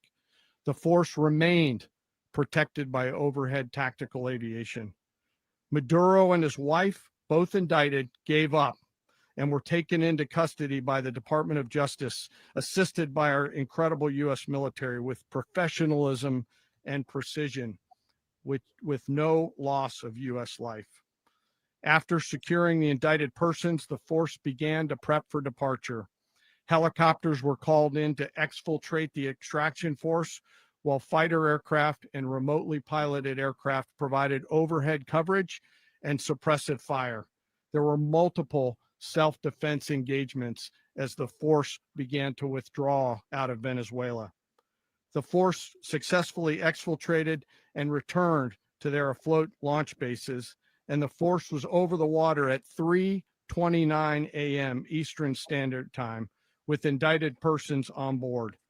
And both Maduro and his wife were embarked aboard Danny the and USS. Haas. Wondering, if you guys have any thoughts, I don't think that we need to listen to Raisin Cane Demonstration of America's joint force. much more. But thank you both for joining us. Haas from across the pond, I'm sure you're irate, and Danny, I'm guessing you're quite somber today. Yeah, it's ridiculous, crazy. Our jobs are to integrate. Are they going to take questions? Do we know?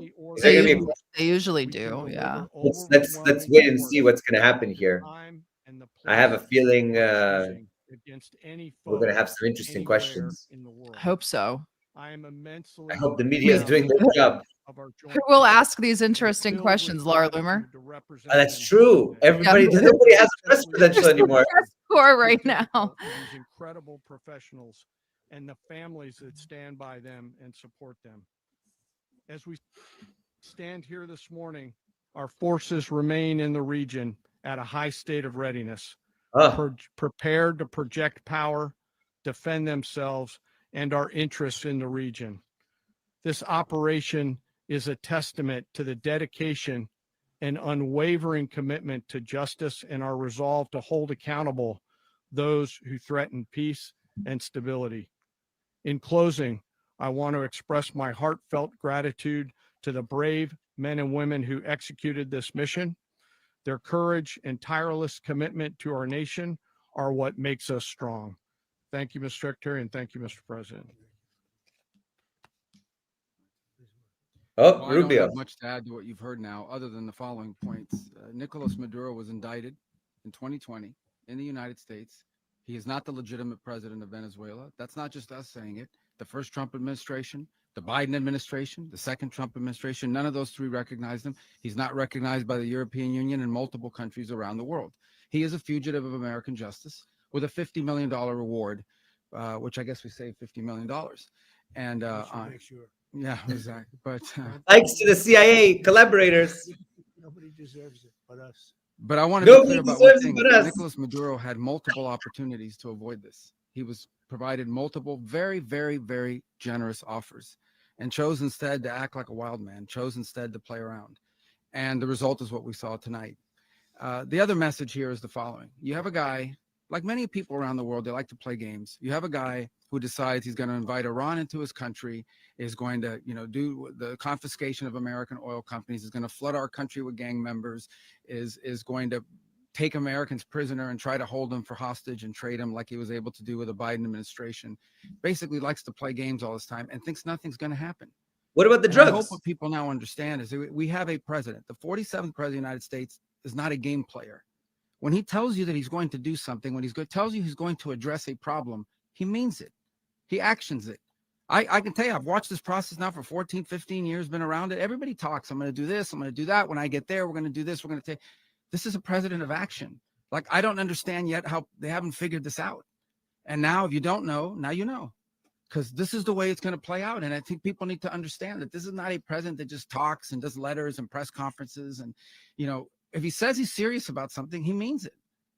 And this is something that was a direct threat to the national interest of the United States. And the president addressed it. There's a president of peace, by the way. I told you what I just said earlier. This guy had multiple opportunities to find his way somewhere else and figure out another. He could have been living somewhere else right now, very happy. But instead, he wanted to play big boy. And so now, he's got other sets of problems on his hands. And but I think the message here should be for the world. Look, the president doesn't go out looking for people to pick fights with. He's not generally wants to get along with everybody. We'll talk and meet with anybody, but don't play games. Don't play games with this president's in office, because it's not going to turn out well. And so I hope that I guess that lesson was learned last night, and we hope it'll be instructive moving forward. Here we go. Please. Well, we're going to be running it with a group, and we're going to make sure it's run properly. We're going to rebuild the oil infrastructure, which will cost billions of dollars. It'll be paid for by the oil companies directly. They will be reimbursed for what they're doing, but it's going to be paid. And we're going to get the oil flowing the way it should be. As you know, it was just a minor flow. It was actually a minor flow for what they have. But we're going to run it properly, and we're going to make sure the people of Venezuela are taken care of. We're going to make sure the people that were forced out of Venezuela by this thug are also taken care of. President, does the U.S. running the country mean that U.S. troops will be on the ground? How will that work? Well, they always say boots on the ground. So we're not afraid of boots on the ground if we have to have. We had boots on the ground last night at a very high level, actually. We're not afraid of it. We don't mind saying it. But we're going to make sure that that country is run properly. We're not doing this in vain. This is a very dangerous attack. This is an attack that could have gone very, very badly. Could have gone very badly. We could have lost a lot of people last night. We could have lost a lot of dignity. We could have lost a lot of equipment. The equipment is less important, but we could have lost a lot. And we're going to make sure that this is proper. We're there now. We're ready to go again if we have to. We're going to run the country right. It's going to be run very judiciously, very fairly. It's going to make a lot of money. We're going to give money to the people. We're going to reimburse people that were taken advantage of. We're going to take care of everybody. It's very important. We couldn't let them get away with it. They stole our oil. We built that whole industry there. And they just took it over like we were nothing. And we had a president that decided not to do anything about it. It's his oil, okay? Let's not argue about that. About it. We're late. That's right. But we did something about it. Yeah, please. Mechanism by which you're going to run the country? Are you going to designate a U.S. official to coordinate? It's all being done right now. We're designating people. We're talking to people. We're designating various people, and we're going to let you know who those people are. Would run Venezuela? Well, it's largely going to be for a period of time. The people that are standing right behind me. We can't run our own country. We're going to be bringing it back. It's a dead. I talk about a dead country. A year and a half ago, we were a dead country. What is the new governorship and new satrap that they've set up here? What is going on? Country doing better than any country anywhere in the world. I thought he said no to nation building. Required leadership. Venezuela has a lot of bad people in there. A lot of bad people that shouldn't be leading. We're not going to take a chance that one of those people take over for Maduro. So you can look at and others. We have fantastic people, including people in the military. So we're going to have a group of people running it until such time as it can be put back on track. A military make a lot of junta. money for the people and give people a great way of life, and also reimbursement for people in our country that were forced out of Venezuela. Rubio would be. You said earlier today that you weren't going to back Machado to come back and be the opposition leader in your Fox and Friends interview. And then you also mentioned the vice president of Venezuela. Are you going to work with the vice president of Venezuela, or how do you foresee the relationship Well, I understand she was just sworn in, but she was, as you know, picked by Maduro. So Marco's working on that directly. He just had a conversation with her, and she's essentially willing to do what we think is necessary to make Venezuela great again. Very simple. Mr. President, Colombian President Gustavo Petro, a couple weeks ago, he said he's got to watch his ass. And today, he said he's not concerned about anything happening to him in the aftermath of this operation. So, just what your message is about he has cocaine mills. He has factories where he makes cocaine. But notice he kidnapped Maduro and not Petro. He's making cocaine. They're sending it into the. We United love our States, so cocaine. he does have to watch his ass. Mr. President, did you notify any members of Congress in advance? Marco, do you want to talk about that? Because you were involved. Sure. We call members of Congress immediately after. This was not the kind of mission. Immediately after. Congressional notification on. It was a trigger-based mission in which conditions had to be met night after night. We watched and monitored that for a number of days. So it's just simply not the kind of mission you can call people and say, hey, we may do this at some point in the next 15 days. But it's largely a law enforcement function. Remember, at the end of the day, at its core, this was an arrest of 2 indicted fugitives of American justice, and the Department of War supported the Department of Justice in that job. Now, there are broader policy implications here, but it's just not the kind of mission that you can pre-notify because it endangers the mission. President of a sovereign country. Plus, if I could add one thing to that, Congress has a tendency to leak. This would not be good. If they leaked, General, I think it would have been maybe a very different result. But I have to say, they knew we were coming at some point, a lot of ships out there. They sort of knew we were coming. We went there. But Congress will leak, and we don't want leakers. People to watch this all play out live. What was Maduro doing when the U.S. forces entered what I assume would be his home? And also, was there any point where the U.S. was considering if Maduro pushed back or resisted killing Maduro? It could have happened. It could have happened. He was trying to get into a safe place. You know what a safe place is, all steel. And he wasn't able to make it to the door because our guys were so fast. They went through the opposition so fast. And there was a lot of opposition. People were wondering, do we get him by surprise? Sort of surprised, but they were waiting for something. It was a lot of opposition. There was a lot of gunfire. You saw some of it today. But he was trying to get to a safe place, which wasn't safe because we would have had the door blown up in about 47 seconds, they say on average, regardless of how thick the steel was. It was a very thick door. That's a lucky number, isn't it? 47. He was unable to get to that door. He made it to the door. He was unable to close it. That means that they killed. Go ahead, finish. His guards.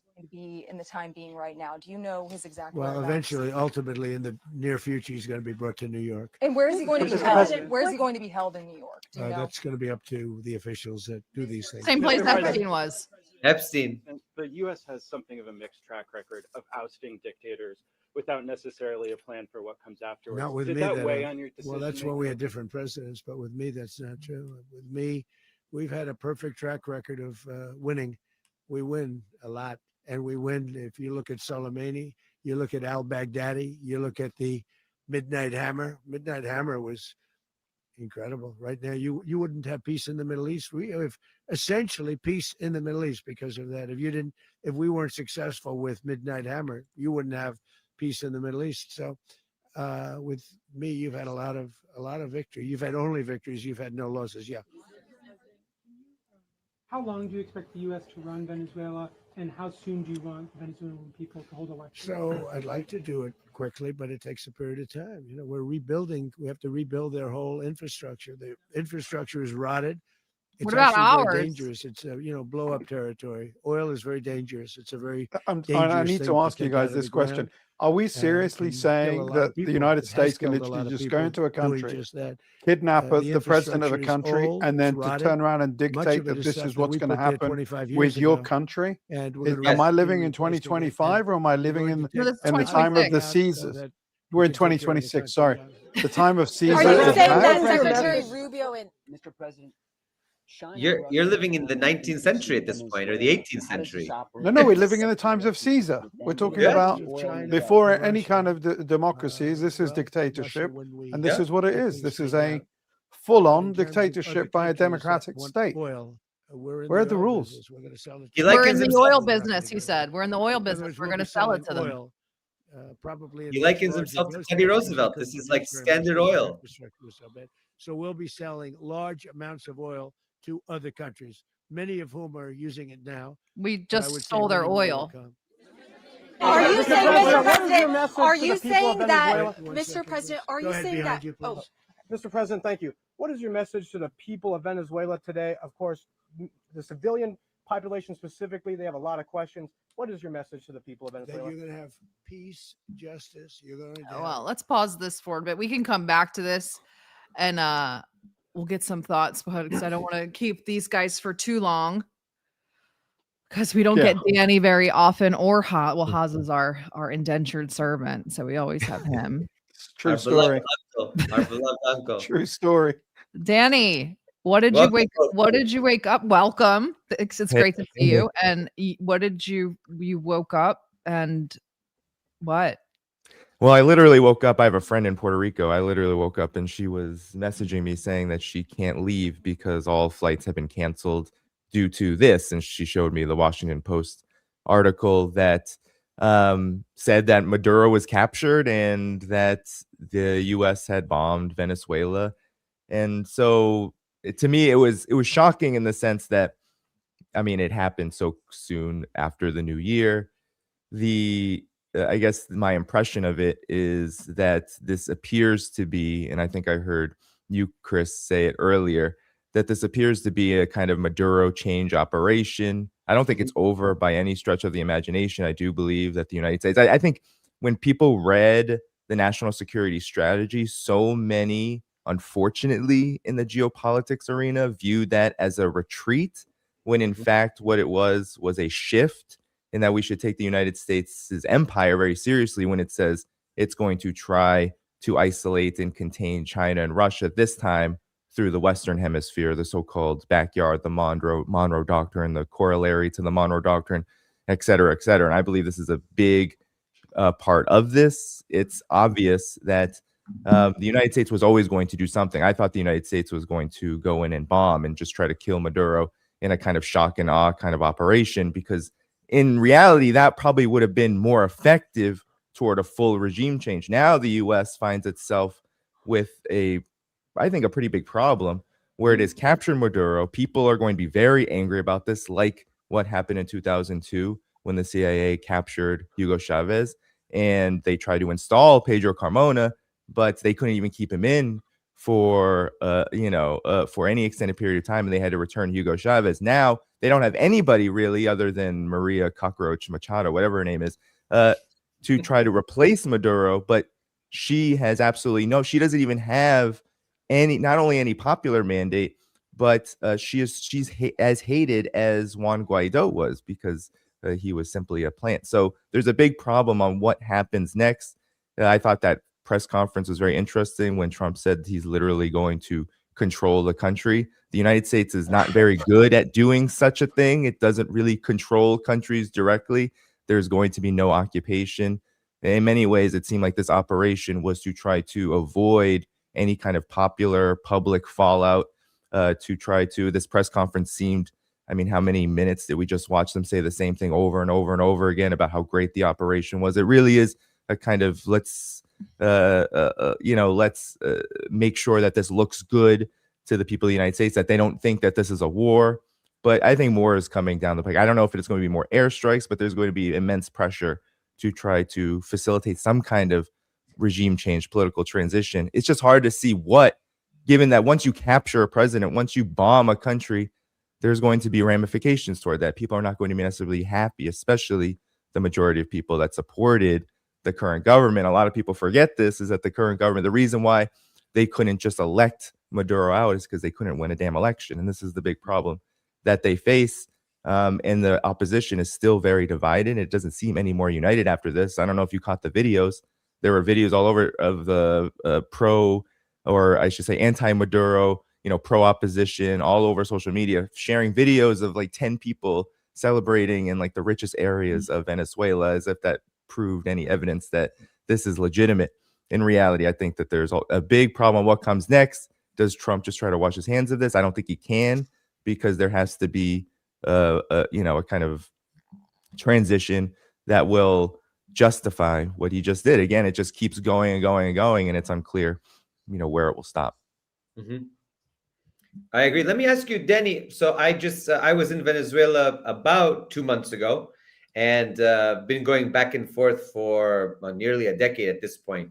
One of the things that I have stated repeatedly is that after the peace agreement with FARC, and even before that, Venezuela was a home to many who had laid down their arms or committed to a peace process, be it in Colombia and other Latin American countries, and found Venezuela to be their home. The Bolivarian Revolution supported President Chavez first, now Maduro.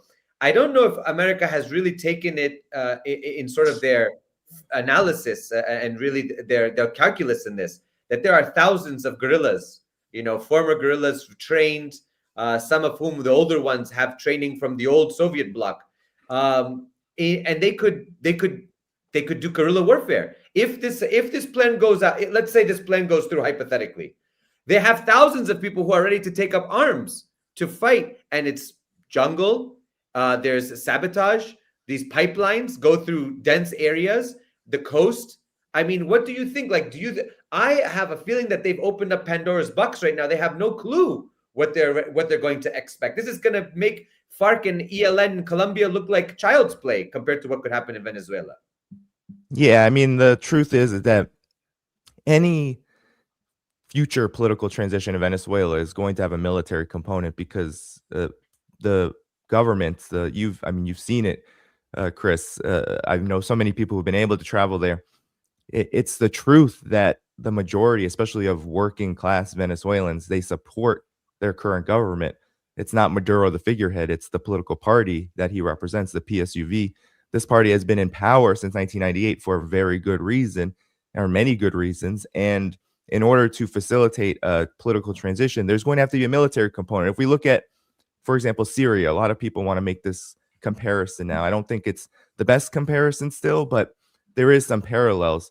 But one of the big issues with this comparison is that Syria was bombed to the Stone Age. I mean, people have to remember that the United States, its coalition of the willing, they conducted massive airstrikes all over the place. And there was also a dirty war where you had actual armed groups conducting, the most absolutely heinous crimes against the population for years on end, plus sanctions. So Venezuela hasn't gone through that. Venezuela has been politically stable despite the economic terrorism against it and despite all of the threats, and now this. So there's going to have to be a military component. There's going to have to be some kind of force used against the Venezuelan people if this transition is going to be anything more than what we've seen right now. There's going to be no peaceful Venezuelan people bowing down and saying, yes, fine, we're okay with you installing the Maria Cockroach Machado into power. We're just going to let you take all of the oil assets, take back everything that you said that we stole, even though it's ours in the first place. We're okay with this. That's not going to happen. That's not how this is going to play out. There's going to be a massive struggle. And the United States, it's going to be very interesting to see how Donald Trump plays this, because the U.S. doesn't have the kind of intelligence and covert operations capacity to manage such a military force. It doesn't have the support within the military. A lot of people are going to make a lot about who betrayed Maduro and any of this. It doesn't even matter, because the fact is that if there was a military transition, a force within the military that is ready to do a coup, for example, it would have already happened, right? Maduro's gone, supposedly. So where is the military force that's taking power in a coup? That's usually how this works. That's not what's happening right now. So it'll be very interesting to see. But yeah, you're right, Chris. It'll be very violent, and it will be millions of Venezuelan people against whatever the hell force the United States thinks it could comprise of. I mean, we've seen guarimbas. I know you've studied this. I know all of you have studied this. We've seen this in Venezuela, but those forces cannot defend against millions of Venezuelan people. So that's just the truth. Right. You're absolutely Can right. I just jump in here for a second? Absolutely. So what I want to say is this to you guys. don't think for one moment that by doing this kind of operation, the people of Venezuela are going to accept what you've decided in your little what's it called, meeting between yourselves and the CIA and everybody else is going to become the norm for the Venezuelan people. First of all, whenever you attack a nation where there is a slight amount of division, but not a huge amount of division, when you don't have ethnic lines to take advantage of, when you don't have, for instance, Alawites, you don't have Kurds, you don't have divisions. Venezuelans are pretty much Venezuelans. There is no fault lines that you can go and play on. The Venezuelan people as well, as Danny has said, are people who are, in majority of them, are in support of the socialist revolution, the Bolivar revolution. And they're not going to have, and I promise you, I give you my word, if I know anything about history, yeah, the Bolivar revolution is not going to get destroyed by a kidnapping of a president by the special forces of the United States of America. That Bolivar revolution is not going to end tomorrow, like tonight, or at 3 o'clock in the morning when they came in with their Delta Force. It's going to take one event, like a Black Hawk event that happened in Ethiopia or whatever, or Somalia, where they ended up losing 16 soldiers or something. An event like that's going to happen. And an event like that's going to happen is going to cause American deaths. You've done really well, and the Americans are really good at doing these special forces stuff. But when it comes down to it, they're not willing to bleed. They're not willing to suffer the consequences of the actions that they've taken today. And they're going to be made to bleed one way or another, because I promise you, the Venezuelan people, not in a million years are they going to allow the Yankee. And you've got to bear in mind the psyche of these people. The Yankees not going to come down here and dictate to us, the Bolivarian people, what we have to do for you. You're going to take our oil? Who the hell do you think you are? This is literally the heart of the Bolivarian, what's it called? Revolution. Yep. You know, everything you can think of from Che Guevara and all this. And also bear in mind, they've killed a lot of people. They've used overwhelming force and surprise and everything else. But a lot of people got killed. And those people that were killed were Cubans. Those Cubans were the ones that were bodyguarding him. They're the ones that were looking after him. They were his close protection because they're very good special forces as well. Cool, you've killed them. Do you really think that's the end of the matter? Do you really think that the Cubans are going to just walk away after you've murdered their people? There's asymmetric warfare as well that you've got to take into account. And I promise you, the asymmetric warfare between Venezuela and American forces and assets in that area, up to and including their CIA, assets that they've got there, they're going to get attacked. And it's not going to just be FARC. It's going to be uprising of Venezuelan people who turn around and go, you know what, there's about 7 million of us with guns. Yep. And we're going to use them on everyone that we think is a traitor to our country. And they are traitors to the country. Anyone that works with Donald Trump, Marco Rubio, all of these people, 100% are going to be seen as traitors to the Bolivarian revolution. And they're going to be seen as people that need to be punished. And they will be punished. That's what I wanted to say. In that way, I would say that it's going to be very much akin to what we saw in the Second World War with collaborators of fascist regimes.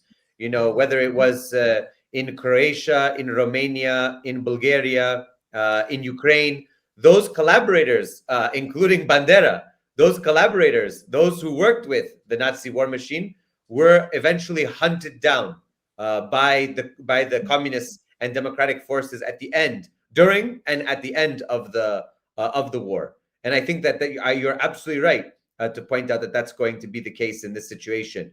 And I think that both of you are spot on.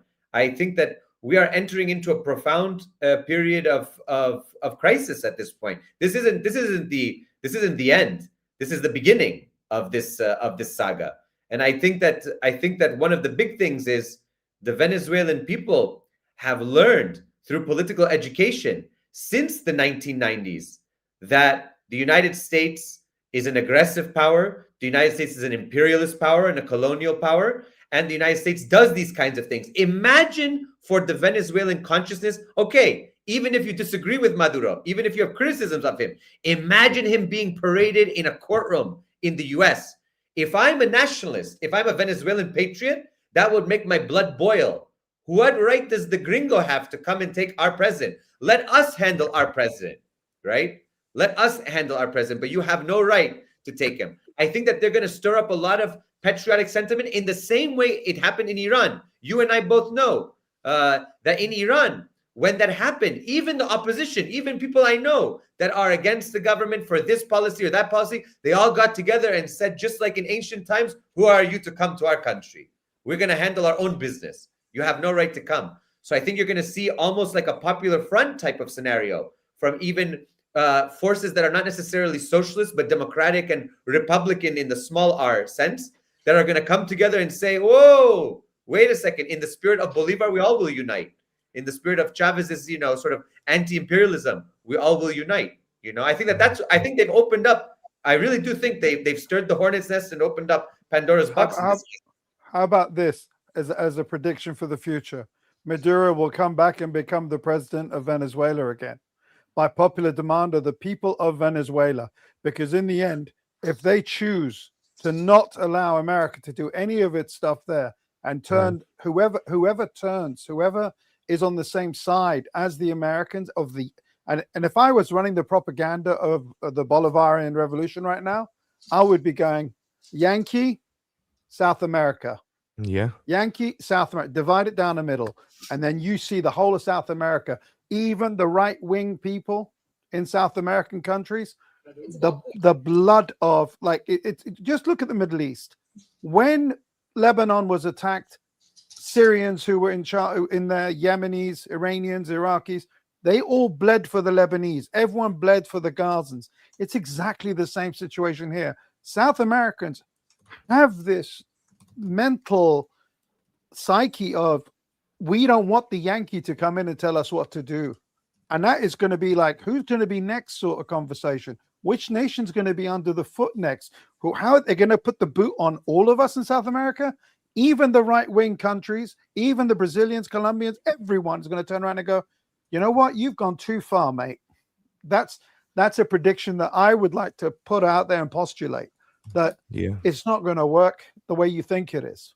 Well, I want to, if I could just say something to this, because really, unlike Syria, which already had this massive Al-Qaeda affiliated or straight up Al-Qaeda force that had been trained, armed, and had waged a dirty war for so many years on Syria, and we know that there were things that we couldn't have seen happening in the background to Syria's government, which had weakened it to the point of collapse. Venezuela is a much different situation. And unless Donald Trump, and I believe this is going to happen to some extent, unless Donald Trump wants to wage a full aerial campaign to try to bomb the Venezuelan people into submission, I really don't see how this goes further than what it already has. I do believe that given the realities that you just said, Haz, the United States has to bomb Venezuela again. It has to bomb Venezuela not only again, but it has to bomb Venezuela probably many times. And it has to complete a kind of shock and awe regime change, which would be a disaster. The consequences to this are absolutely catastrophic and totally out of the control of the United States once they get rolling. So it really is going to be an interesting, next several days to weeks to see how the United States moves on from here. Because right now, what Donald Trump is saying is all the things he always says, which is 101 contradictions. But the truth is that there aren't that many other options. There really aren't any real options after this other than escalate militarily and hope you can impose a kind of post 9/11, 1970, 1971, I believe it was, Salvador Allende situation, and hope that works in 2026 in Venezuela when the situation is obviously far different and not as favorable by any means. I have to add, I just want to add one thing. I want to ask you both to comment on this. We're talking about what's happening in Venezuela. I think that this is going to boomerang and affect tremendously the domestic situation in the United States. Number one, Trump campaigned no new wars, no endless wars. It looks like he just opened up another endless war at this point.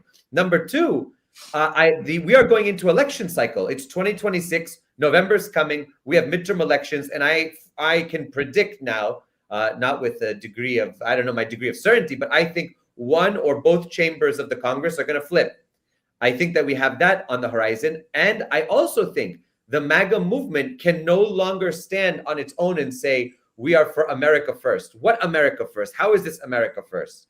How is this in some way helping the people? We're going to develop, as Sarah rightfully pointed out, we're going to develop the infrastructure of Venezuela. When American infrastructure is crumbling, we're going to expand and develop their ports. When our ports are falling apart and we can't even pay our workers decent livable wages. What do you both think about? What do you all think about this? This is capital flight.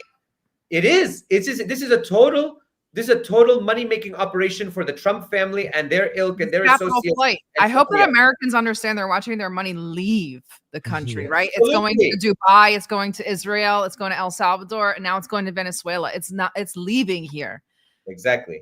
What do you both think about campaign on rebuilding our infrastructure? Yeah.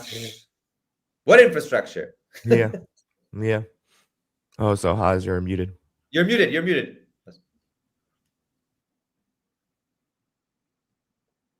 Can we unmute him? He has to do it. Sorry about that. I just want to reply to what the comment Danny made, which I think is really important. If you can remind me of any time where a bombing campaign by the United States or any Western power has actually achieved the goals and aims that it wanted to do, then the Americans can turn around and look at it. Venezuela is not one of those countries where you can bomb them and the population will turn around and go, okay, thank you very much for bombing us. We're all good now. We're going to behave. If I was, again, put my shoes on as the Bolivarian propaganda, I'm going to be sitting there and praying, please bomb my country. Please bomb my country. Because what I'm going to do is, or what you're doing is, you're turning all of the population, that even a half, because that's what happened in Iran, just as Chris said. Anyone who is in any doubt will turn around and go, you know what? They're actually killing our people. They're killing our soldiers. They're killing this, that, and the other. So just wanted to answer that to Danny. Chrissy, what I want to say to you is this. If the perfect plan of this situation is Donald Trump goes down there and he is able to dictate what happens, which I'm telling you he can't, the MAGA base and everyone else will turn around and say, nice one, Donald. We're going to be, you've done a good job. You're making us money because we'll have the oil reserves of Venezuela and this, that, and the other. But everyone knows that's not going to be the case. And as I said, as soon as body bags start coming out of Venezuela or American assets, military, this, that, and the other, start getting sunk or damages done to them, oh my God, the comeback. Oh my God, the damage that's going to be coming towards Donald Trump and all of his people that are going up for elections. Anyone who's going to be in the same camp as Donald Trump is going to find out that we're not going to win any elections because we promised one thing and we're doing exactly the opposite. Instead of shutting down wars, we've just added a third theater. And what you need to understand is the United States of America cannot be in as many theaters as you think it can be. It's in Taiwan. It's in the Gulf. It's in the Mediterranean. It's now opened up a fourth one. And you really think they're going to be able to do a prolonged set of operations in these places? If they do, they've got some alien superpower I don't know about. Yeah. I want to welcome Ryan Milton of the Whiners, a fantastic show. I don't know how many of you have met Ryan, but No, I have not. Well, actually, Danny, you and I met up in New York. Yeah, we did. About a year or so ago. I forget now. we have Danny for a few more minutes. If anybody has anything specifically for Danny. Could I ask him what he thought of what I said, Danny? What I just said? Do you agree with any of that, or do you agree with some of it? No, I mean, I definitely agree with all of it for the most part. I think when you were speaking, what came to mind though was that as I was talking before about how the U.S. Honestly, the Trump administration has kind of put himself into a corner where more airstrikes are likely. There's also this reality that shock and awe is going to be virtually not only a complete, and Chris, this is your question, a complete and utter disaster for the Trump administration as a political entity to be able to go into the midterms with that kind of fallout, because there will be major fallout economically, militarily. There will be consequences to this, not to mention the fact of what it looks like for a peace president to actually be engaged in a war. But at the same time, there is this, I think that I don't know what the calculations are. Of course, I can't be in the CIA's head. I can't be in the Trump administration's head. I can't be, in the heads of all these warmongers. But there's obviously probably a lot of maneuvering and attempts to find out what the right plan, if even what we can call it, is to move as fast as possible, but prolong this as possible, because I don't think the Trump administration can afford to go into a major bombing campaign and the Republicans win in 2020. What is it? 2020, 2028. 2028, actually, yeah. the midterm elections. Yeah. Well, no, that's the election, but 2026 the midterms. The Republicans will just absolutely, they'll be swept out if they're not already going to be. I don't really know. They're, unless maybe Elon's money will help. But the point is there's going to be, I think, a kind of extended theater now for the United States. Probably a bombing campaign that's going to last for some time. It might be spaced out. But the problem that Trump finds himself in, the entire administration, is that they're making very lofty statements. They're talking about running the country. They're talking about bringing all the oil back, all of this. But there's no way it can work out like this, given all of what we've said already, between the popular support that the government has, between the fact that, a bombing campaign cannot succeed in the ways that they think it can. Really, the hope, I think, is that they can extend this as long as possible to pressure the ruling party to give up, and then to pressure the Venezuelan people to give up just enough so that there can be a transition. But it's going to be a disaster. There's going to be a lot more to this to come, I believe. I agree with that.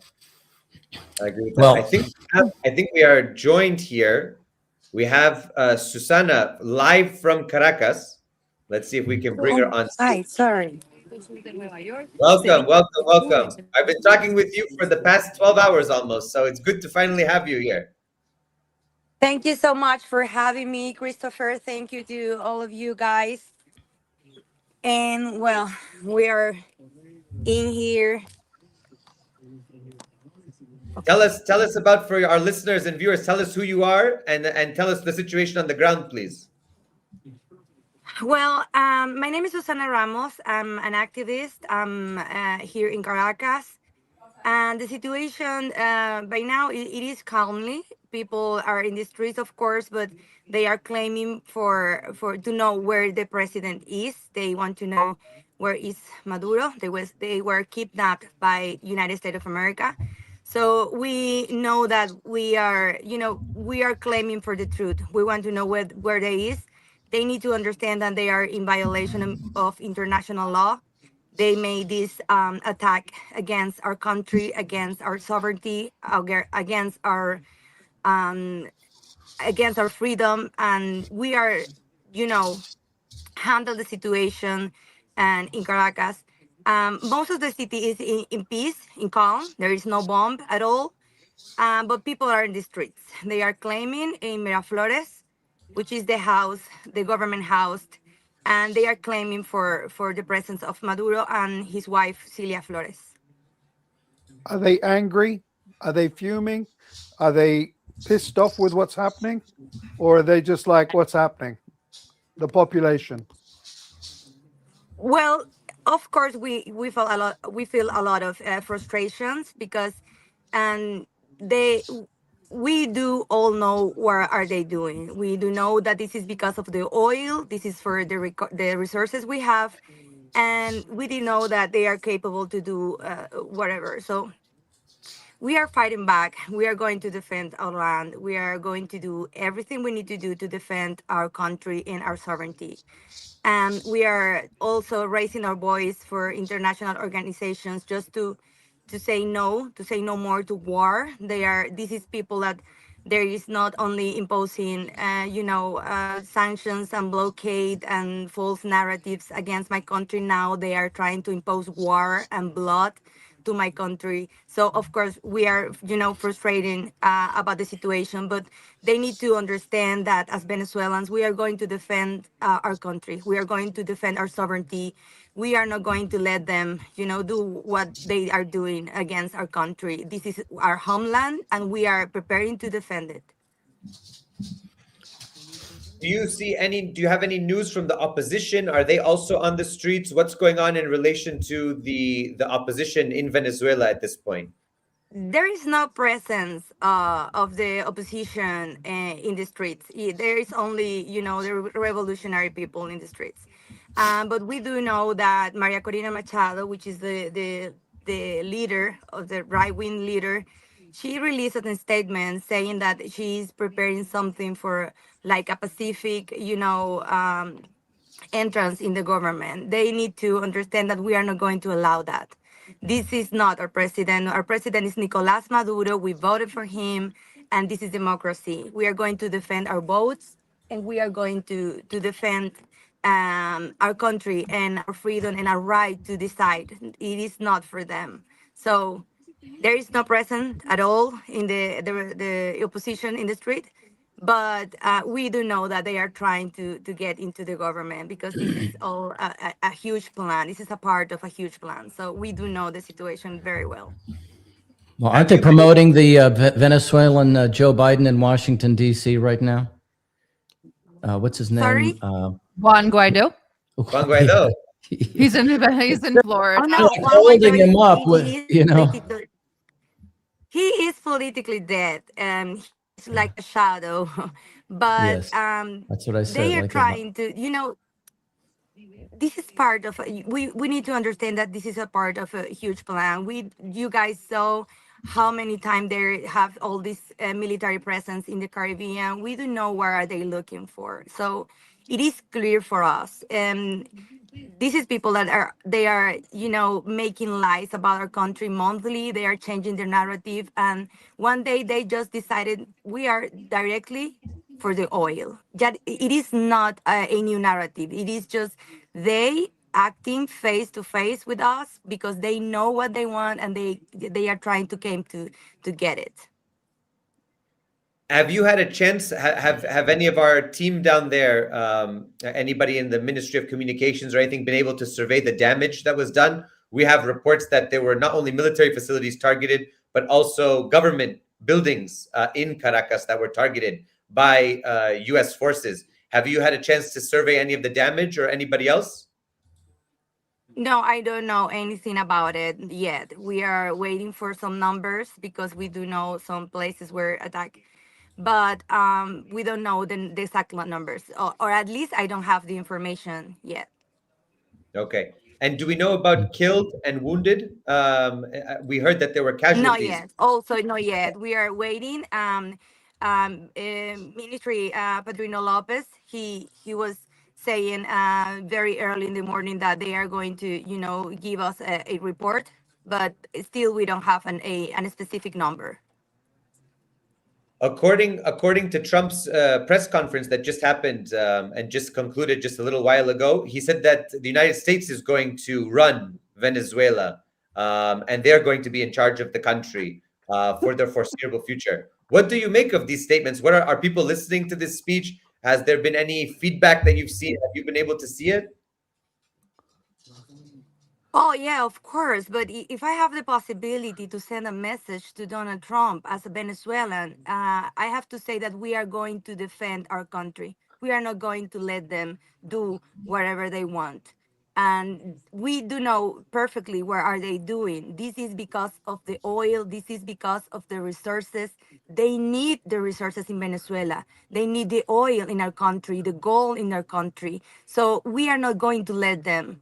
Okay, they need to understand that we are going to fight back because we are ready to do it. Remember what I said to you earlier on?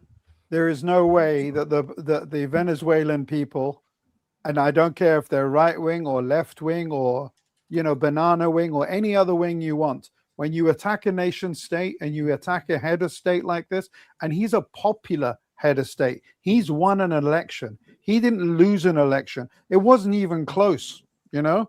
And you think you're going to come in and just remove that leader and the whole of the country's going to go, yeah, Yankee, thanks for coming down, Yankee. We need you down here, Yankee. And what you're doing in Venezuela, let's see if we can take it to Ecuador, Salvador, Nicaragua. Let's get everyone taken over like this.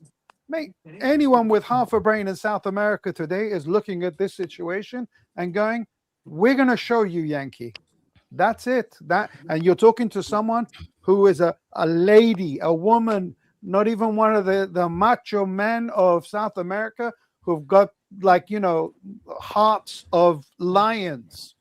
A woman is telling you what she's going to do. What do you think the macho men are going to do? And I promise you, South America is full of macho men, and they're not going to take it. I promise you. You know, the first thing that comes up in my mind, oh, we just lost Susanna. If she needs to say something else, I can stop. But of course, you may have already spoken about this. Immediately in my mind, I do think of Operation Condor. I think of the Can dirty you hear wars. me? Yes.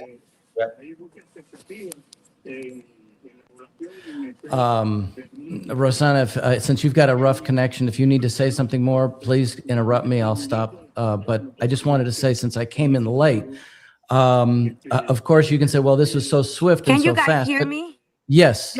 Yes. We hear you. Well, I don't know if you can hear me. I can not hear you, but I want to say last word. Most of the people that are asking for bombs and war in my country, they don't living in here. So I'm talking to you as a person who are actually living in Venezuela, and as a woman, as you said, we are very organized from the the basis. So we are a revolution who are very prepared for these kind of things. I know they think we are such a small country and stuff like that, but I know that we are very organized and we do know what to do, and we are preparing for doing it, because this is even the people around Latin America, they only are asking for an opportunity to only, oh my God, not only in Brazil, Colombia, there is other countries that they want one opportunity to come here and fire back against United States. Thank you so much. Thank you so much for everything you're doing down there. All of our revolutionary greetings and solidarity to all the people in Venezuela who continue to resist the United States and its proxies. Sorry, Christopher, I can't hear you. I think I have some problems in here. I'm sorry. No worries. We are with you. I don't even We know are how with to you. fix it. We are with you. We are with you. Can't wait to see you soon in Caracas. We're gonna come. We're gonna come as soon as possible. Wow. Yep. So in any case, I was just thinking about these the dirty wars, and it's not like Argentina with Pinochet, where you had a lot of Nazis down there. It's also not a little country. Venezuela is not as small as we tend to think it is. It's not. Big. Yeah, it's a big country. Huge, yes. But and you may have already discussed this because of what Trump said. I was out and I caught Trump's statement, but people don't know the Monroe Doctrine. He certainly doesn't know the Monroe Doctrine. It was never for imperialism. It was community of principle defending the Americas from European powers, and now it's completely bastardized in that sense. So again, you may have all spoken about that. Now, I was just reading Russia, Brazil, Mexico have already condemned the attack. Did you all discuss that before? No, but let's give Danny his last thoughts, and let's let him go. I think he has his own stream to get to. Yeah, sure. Yeah, 2:00. I'm with Mark Sloboda. But in terms of my final words here, I would just say I'm seeing a lot of frustrations again on Russia and China's response, for example, to this. I think it's important to remember that the Venezuelan people are a sovereign people, that they have a government, a state, as well as Susanna said, a revolution to protect. and that it's a big mistake to look at Russia and China as powers that operate in the same way the United States do, as vying for spheres of influence or anything like this. In fact, it is quite insulting, and I know that China has also condemned this attack, that the envoy to Xi Jinping was just in Venezuela like 12 hours before this attack went down. So we know that, for example, what happened in Yugoslavia, Serbia, when the United States literally through NATO killed Chinese journalists during their bombing campaign there in 1999. I believe it was on my birthday in 1999. So the big takeaway I want to just leave here with is that Venezuela is a sovereign people. It's a sovereign state. This has been decades in the making.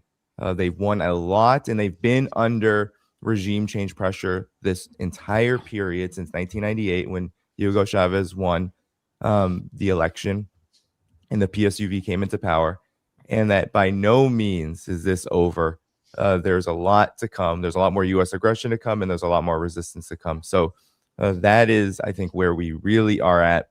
The Trump administration is going to bang and thump its chest, declare victory, but it's just gotten itself into another big war. And now it has to contend with millions upon millions of Venezuelan people who do not want to see their resources and their independence stripped from them.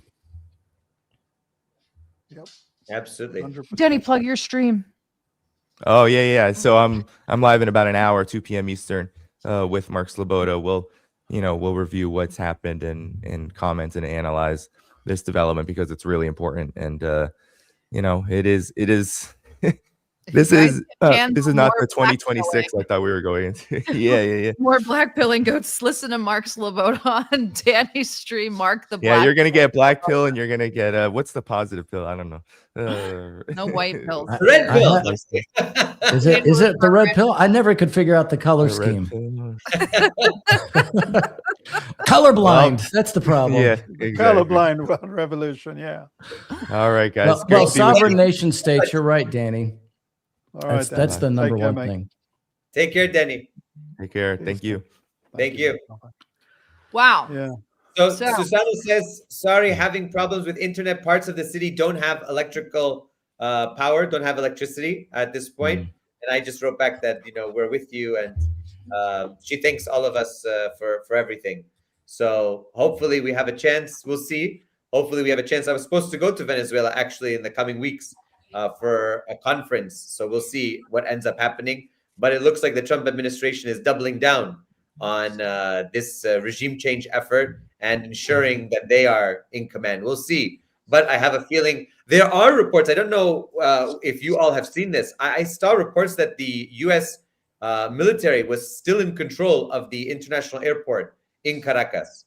I don't know if it's true. There are no flights in and out at this point, but I'm curious what your thoughts are about that. I mean, if they're going to be running the country, as he said, that's key. Yeah, of course. And also the ports. So the ports were attacked. So all of the key roads in and out essentially are under control. So for the time being, it seems like they can do whatever. I mean, yes, I know Susanna and others have said there is the potential for a popular uprising, and I certainly don't want to rule that out. I mean, if I were there and my sovereign nation state were attacked, I could totally understand that 100%. But you also have the neocons running things from here, and they're violent. This is not the defense of a nation state. I keep thinking about that, because if they wanted to defend the nation state, they would have seized all of the assets of the big banks that launder drug money. They wouldn't be, shooting little boats in the middle of the ocean. So I think that there is a potential.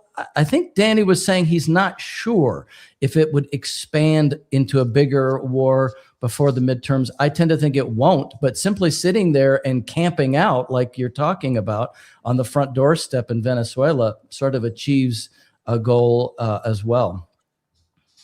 For sure. This is. Go ahead, Hans. I have to pull something up. Anyway, go ahead. Okay, so what I wanted to say was, if they want it to succeed as a military intervention, not only do they have to take the control of the airports and keep them and stay safe, and not lose American lives. They got to do that in the ports as well. That's another port of entry, as has been said by Ryan.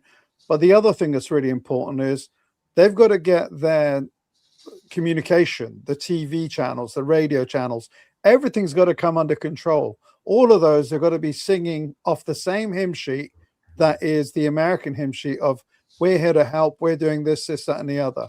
And you got to bear in mind, when they did that last time, what did they do? They ended up doing that, and the what's it called? The revolutionary people moved the people of Venezuela to get back on the street, and they sprung their president back out. And that's what it takes. The thing is, you got to bear in mind, there most probably isn't enough information going around the whole of Venezuela at the moment, because as you just said, some places we don't even have electricity. So that information and communication is not, fully across the board. If the Americans have got control over the TV channels, if they've got people who are, I would call them the journalists, the people who are people listen to, sitting there and saying, guys, stay calm, everything's going to be fine, this is a good thing, then you can start thinking about how they're going to go into the next phase. But if they're not able to do that, if they're not able to calm the population, I promise you, Venezuela will not stay quiet, and you're going to get the same thing as they had before. Millions of people out on the street. I don't care how many bullets and guns and whatever else you got. You're going to have to murder your way through tens of thousands of people, and every single person you kill adds another martyr to the side of the revolution. And you're just building up a wall of hate with a bunch of macho men who are South American people. And don't think, as I said, that Venezuelans dying for this kind of thing is going to be okay with Nicaraguans, with El Salvadorians, with anyone in that region.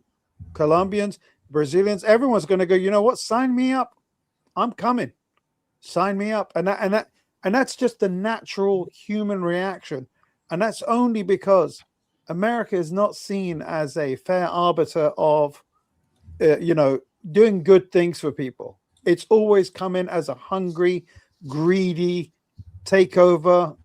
Banana republics have been, if they had a reputation. Well, the problem is we're acting like the Banana Republic. You are a banana. Reality. The Americans are the banana republic. But the point I'm trying to make is the Americans don't have a reputation as an honest broker. The Chinese have got a good reputation as honest brokers. The Americans don't. So if it was the other way around, it had Russians or not Russians, Chinese doing it, people turn around and say, well, hold on, the Chinese are not so bad. But Americans are hated in South America. They're hated. Gringos. So I just don't know. Exactly. They're the gringos. And they're not called gringo for that reason. These people only want to listen to they only want to listen to the things they want to hear. They tell you, Bibi and Trump will tell you. This is what I was pulling up. This is Bibi. This is from Bibi's press office. This is Bibi telling you they are the same person. They're doing the same things. That empire building that Bibi is doing in the Middle East. Trump wants to do that too. Yep, it's true. Yeah. Trump wants to do pager missions in Latin American countries. Trump wants to coup presidents in Latin America. Well, it's cool. Yeah, Jinx. He wants to do all the cool stuff, right? Yeah. Except Venezuela is the same size as Lebanon, Jordan, Israel, and Syria all in one. Oh, it's bigger made than up that. of mountains. I think it's like what I'm trying to make. Ukraine, actually. Bigger. It's like Texas. It's bigger than the whole of West Asia. The point I'm trying to make is, and it's not just the landmass, it's mountainous, it's jungles. It's the worst terrain for you to come in as a foreigner to think you're going to be able to do stuff. It's the perfect environment for guerrilla warfare. And everyone on the planet knows, you want to take over a country, you're going to have to go on the ground. Get on the ground over there with your troops, and we'll see how many body bags start going back to America. And then we'll see how many people who are original supporters of MAGA and were looking to the peace president to sit there and go, yeah, man, what you're doing is really good, dude. Carry on, dude. And see how many body bags go back. And then Americans are not going to be happy. They're not going to be happy. Yeah, that is the problem. It is exactly what you're saying. I think there's a lot of the MAGA supporters, me included, who are hoping for peace, I mean, we know what the tradition has been really since Clinton, or let's just say since Kennedy was killed. That's really where you go back to. Because for me, John F. Kennedy was the last person in the White House who actually attempted a legitimate campaign against oligarchy, against the Anglo-American establishment. And it's just been a downhill slide ever since. But then with Clinton, it really accelerated with the fall of the Soviet Union. So I think that you're going to have a huge eruption. It's going to backfire very big in the midterms. Look, people do want to see, hey, very superficially, we did do this very quickly. That's a big selling point. I hate to say it. People like to see bang, bang, bang. It's not the... So I could see that it won't necessarily continue, and that is the campaign thing. Hey, we got rid of a threat against America. I mean, it's very convoluted how you have to spin this stuff to make it sound like we just stopped an evil and therefore we did something in the name of peace. It is crazy and it is convoluted, but that doesn't mean anything that you said, Haz. I do agree with you. Those people in South America, in Venezuela, they don't have to just sit there and say, oh, well, we're going to play along the MAGA game. The MAGA people will get upset. I know it for a fact as well. They're already very upset. They're probably way more divided than anybody wants to say, because this is not what they voted for. They voted for industry. They voted for peace with other countries. We just, like you said, everybody hates us now. Even more. They're like, oh, here we go. George Bush, Dick Cheney again. Well, it's the same philosophy. It's the neocon philosophy that was from the early 2000s that has now been repeated. And it's the same mindset of we're not getting our way. I mean, you could have made peace with people, but unfortunately, the American economy is a war economy where you're trying to see if you can, as quickly as possible, get into $1 trillion defense budget. And this will be another reason why we need to have this money for the defense because we are now in this place. This is another excuse to add even more, because I promise you, you start bombing, you start shooting, you're going to be depleting the stores that you've got, your emergency resources and everything else. It's not just going to be, it's not like this stuff is magicked up. You can't just, and the thing is, your defense people are not on a war footing, but you're going to have to be on a war footing, at which point the reputation in the United States is already, I'm sorry to say it to you, Ryan, but it's in the toilet. It's just going to get worse. Yeah. I would say, see, to me, war economy is secondary. I think the primary thing is actually that we have been living the financial system, the Wall Street London system has been like 1,000-pound tick on a 30-pound dog. And it's sucked all the blood out that it can. So it now needs to get other sources of blood. The war machine, as I discussed with my friends in Russia, we make weapons because of the money that is made from them. They're not really weapons in a sense of their utility. They're not very useful in that sense. For example, in defense, they're not. And anyway, it's the money. And I do think that the 1,000-pound tick of the multi-trillion-dollar financial bubble that is the IMF World Bank system, I think it's just dying. And that is, it's the U.S. is a part of that. There's no way out of that. So it has to go and find some other blood to suck. And I think with regards to Russia and China, certainly this is also an attack on BRICS, because BRICS represents a way out of the pit of hell for the world. I always say, because nobody would say it, the United States should junk the IMF system and join BRICS, because BRICS is the future. It's based on development, national sovereign economies, developing the internal ability to sustain human life through water projects, rail projects, and all of those kinds of things. And we don't know how to do that anymore. That is not something we know how to do. China knows how to do. Russia is showing. Tell you how many subway stations have opened in Russia in the last year. It's like 50. These guys build things like that, and they're high quality. We don't build things. We're still working on deciding if we're going to ever build a train that goes over 50 miles an hour in California. Meanwhile, others are going 300 kilometers an hour.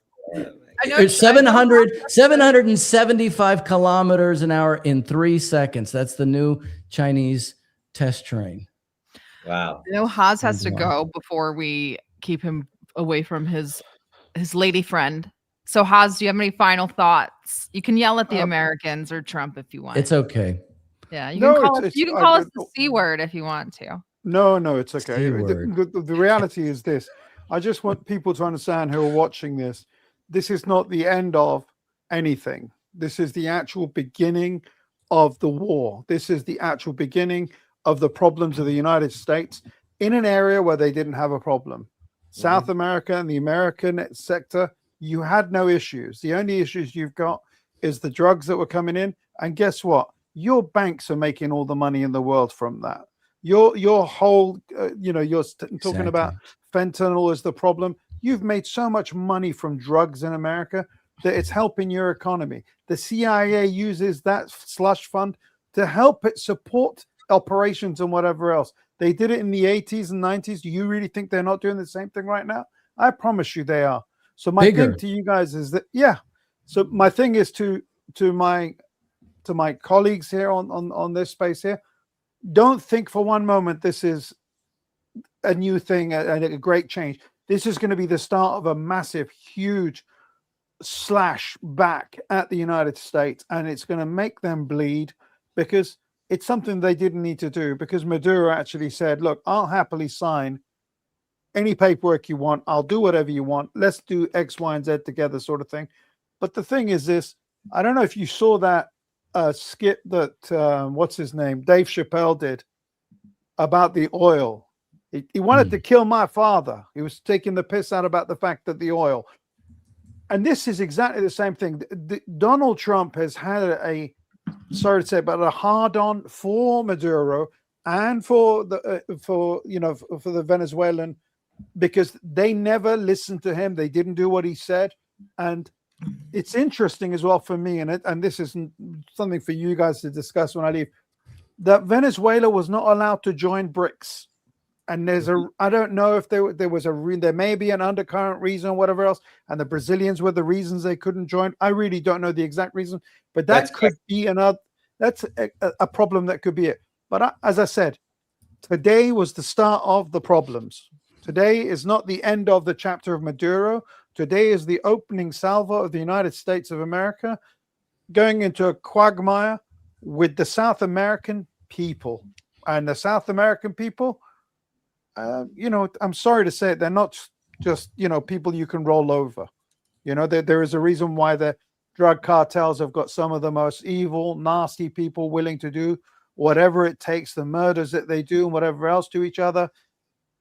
There's a derangement there of violence that is, you can find the same in some other societies, but in South America, the Americans have made a mistake, a huge mistake in my opinion.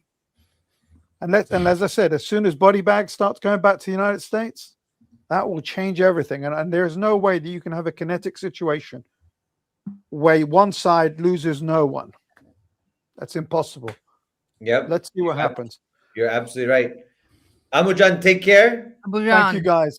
Take care of yourself. Talk to you later. Nice to meet you. Very good to meet you. I can see brother. why everybody likes to talk to you. They like the fat Iranian look inside. I have my own. I could be the cousin of Hassan Nasrallah. I could be the cousin of Sayyid Ali Khamenei. This beard does it. You got to grow your beard, Chris. Grow your beard. We'll send you to Venezuela. You'll be ready to go in. Well, Haz, I just want you to know a lot of my family comes from Guatemala and northern Mexico, so I totally understand. Just tell me, do you think they're going to be happy with what's happening here? Of course not. No. Do you think they're going to sit back and do nothing? I think it's going to be a catastrophe I just don't know if it's going to play out within the next year or two beyond what we're seeing. I mean, Exxon's already got a foothold over there. It's probably not much more that they need to do to just keep stealing or taking or whatever you want to say.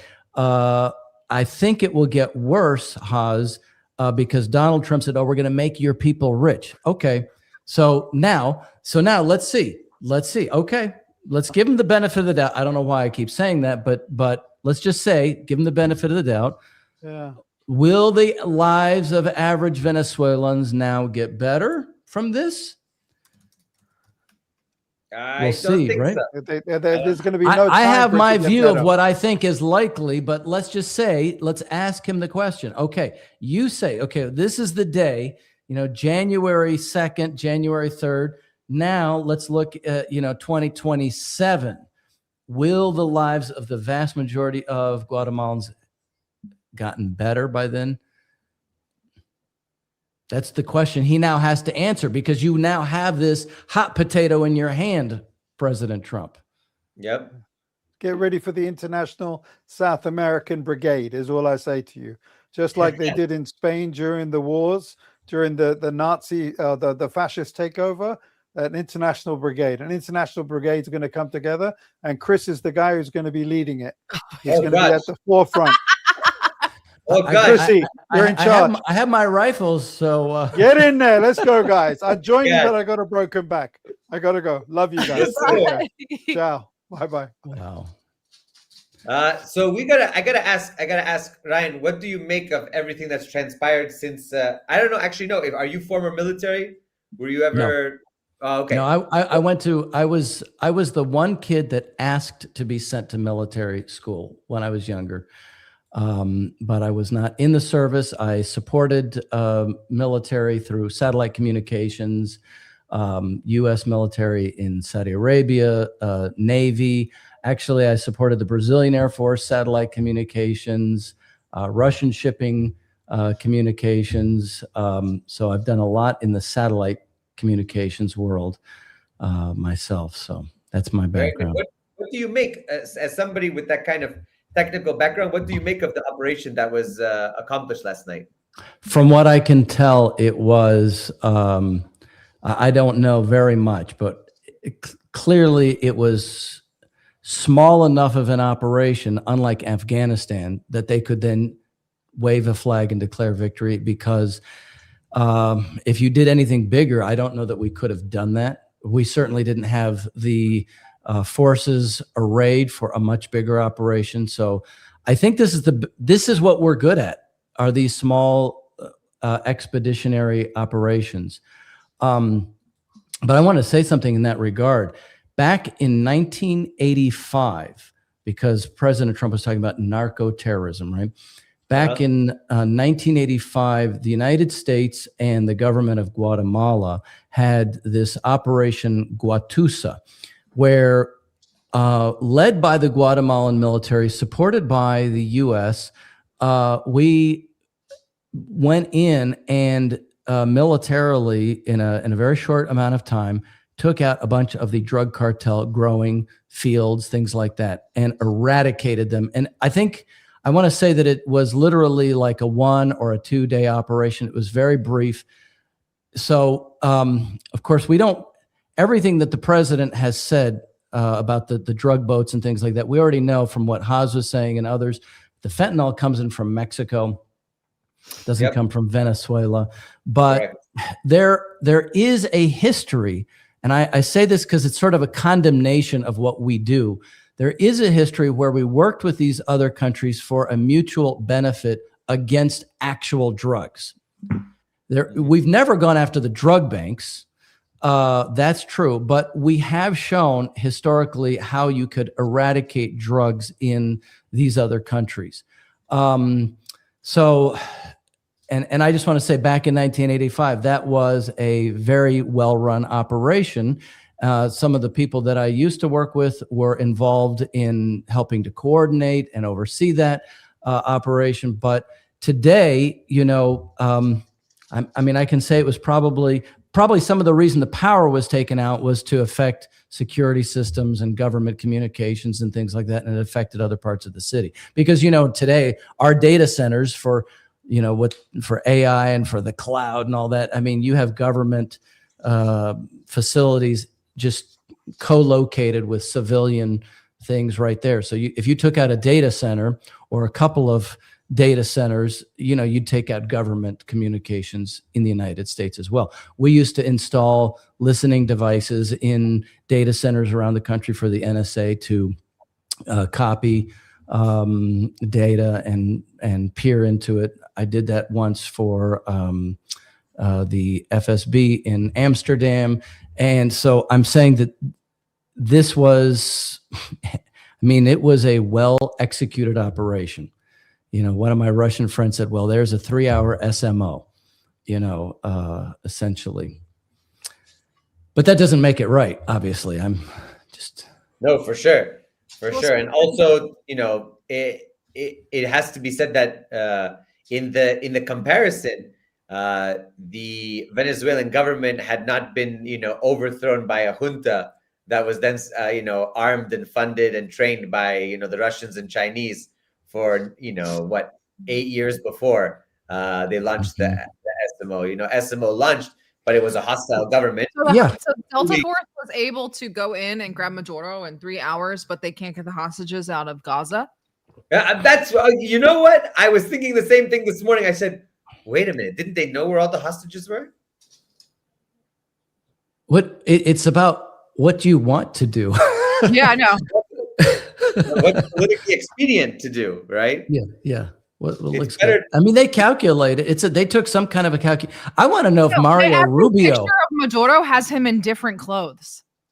Another picture just came out. This is yet another set of clothes. How many wardrobe changes is he doing? Do we have another picture? Yeah, let's throw it up if we have it. I saw one in overalls.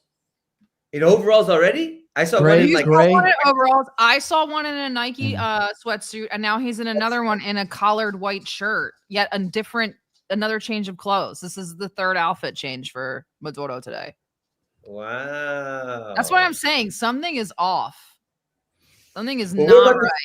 Listen, we're about to find out if he's on his way, which they're saying he's on his way. I mean, the United States has, the concept of habeas corpus. He's got to go in front of a judge if there's an indictment within a certain period of time, and that's supposed to be 24 to 48 hours. So we'll see.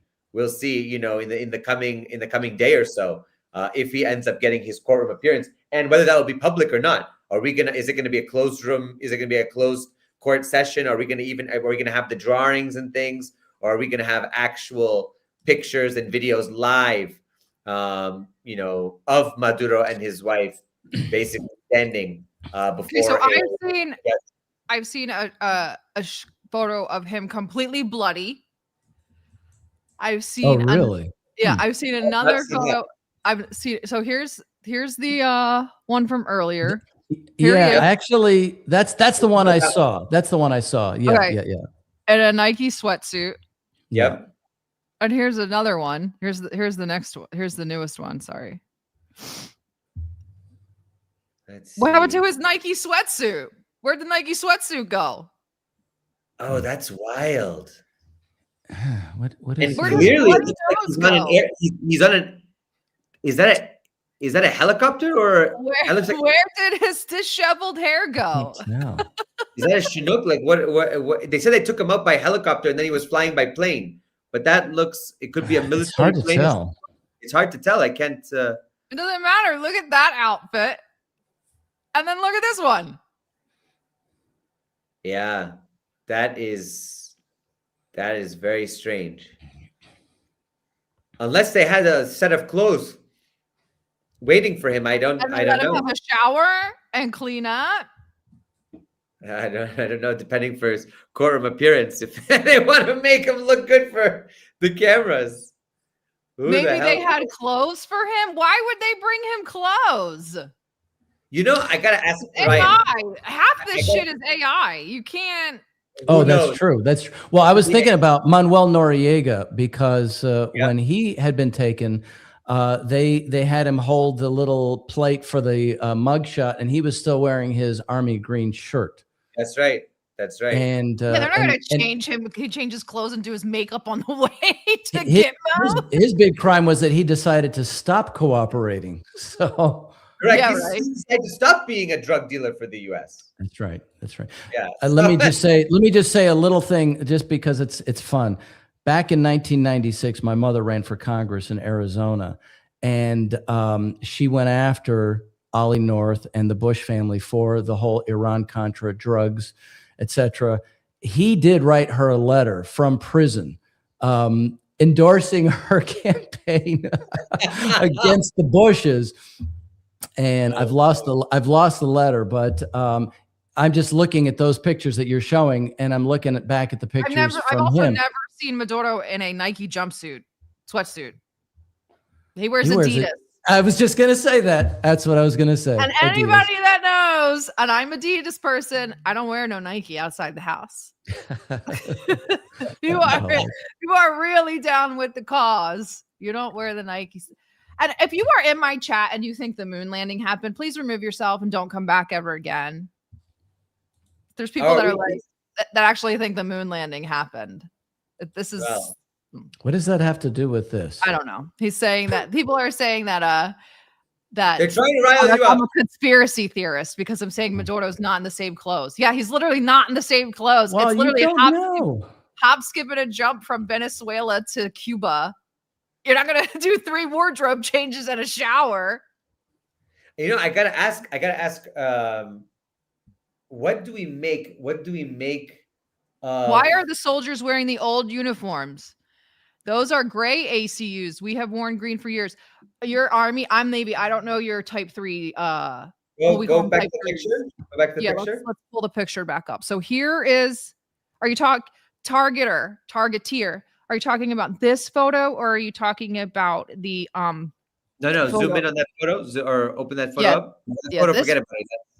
That photo. One. Those look like standard BDUs. Those are the gray. Those are the gray ones. No. Those are the classic. Those are the ACU style. At least that one on the corner there is the ACU style of the military uniform before we switched in the Army. I can't tell. I think they're both all 3 basically are the old pattern ACUs. I don't see the newer ones. But then again, who knows? These could be Guard members too, because Trump said it was Army, it was Special Ops, right? It was naval assets, Marine assets, and National Guard assets. Who knows which Guard units they brought out? Who knows? Some Guard unit they activated from somewhere, and they're like, "All right, everybody, let's go." I have no idea when the uniform was supposed to be fully transitioned. So, I mean, if you're doing high ops like that, you're not wearing old uniforms. They get top of the line everything, and they don't pay for their uniforms. Well, these guys probably didn't run the op, is the point, right? They didn't run the op for sure. But they're with like that Maduro picture. Like, look, it doesn't look like a real picture. Like, who's taking picture with that kind of? These are old or maybe uniforms. they changed also. Maybe they changed. Maybe they changed too. They're all doing wardrobe changes. Come on, think about that. Look at the lighting's pretty good. Lighting's all over the place. The lighting is strange for a plane. Yeah, they've got like weird spotlighting. Well, the windows are strange I've too. never seen like those windows like that ever. What I'm saying too, yeah. Like, it does. I don't know. It looks like AI. a plane. That's AI. That has to be AI. That has to be AI. It just doesn't look real. Everything is fake and gay. Dude, I don't care if you are the literal president of the United States. If you believe, well, I guess that doesn't matter. But if you believe the moon landing happened, you're retarded. Go watch back to the moon landing. Like, you're retarded. Again, I don't know why people are bringing that up. Who knows? Anyway, let's Maduro is on the moon with the soldiers. He changing clothes. Yeah, right. They said Maduro's got a spotlight like he's an angel. Literally. He's our angel. He's our angel. Sarah, we're gonna have a whole wardrobe that we can talk about on Thursday on the Winers. We should talk about the wardrobe changes on Thursday night when you join us. Yeah, this is the 3rd outfit. Ryan, I got to ask you, what do you think is going to happen to Cuba? So Venezuela now blockaded, and Cuba is out there all by its lonesome. And from what I've heard from my comrades on the ground, situation is getting worse and worse because a lot of the Venezuelan oil shipments have not been able to pass the blockade. I don't know about what's going to happen to Cuba. I mean, I don't know why. I don't know why that we are hostile. I mean, I know that's sort of a simplistic thing. Cuba is no. Sometimes it's okay to be simple. There's no reason that Cuba is our enemy at all. Right. Cuba, they just have they export doctors. What weapons do they export? What military? They're not a military threat to us in any At all. way. At all. In any way. In any way. Wall Street's a military threat to us. 100%. 100%. I'm ready for a special military operation in Manhattan. In Wall Street, in Manhattan. Yes. But that's not happening anytime soon. No. You know, and I wonder, you know, in thinking about what happened today, I wonder what the long-term ramifications are of sort of the destabilizing of these countries, the destabilization of these countries, and then immigration. Like a lot of people, we got into this mess because it was number 1, drugs, number 2, crime, number 3, immigration. Right. Destabilizing an entire country. Yes. It leads to massive But it's also Marco Rubio's wet dream. This is all Marco Rubio's wet dream. For sure. So of course he wants to be the next president, or you know, 2 presidents from now, whatever it is. So all of this should hang on his neck.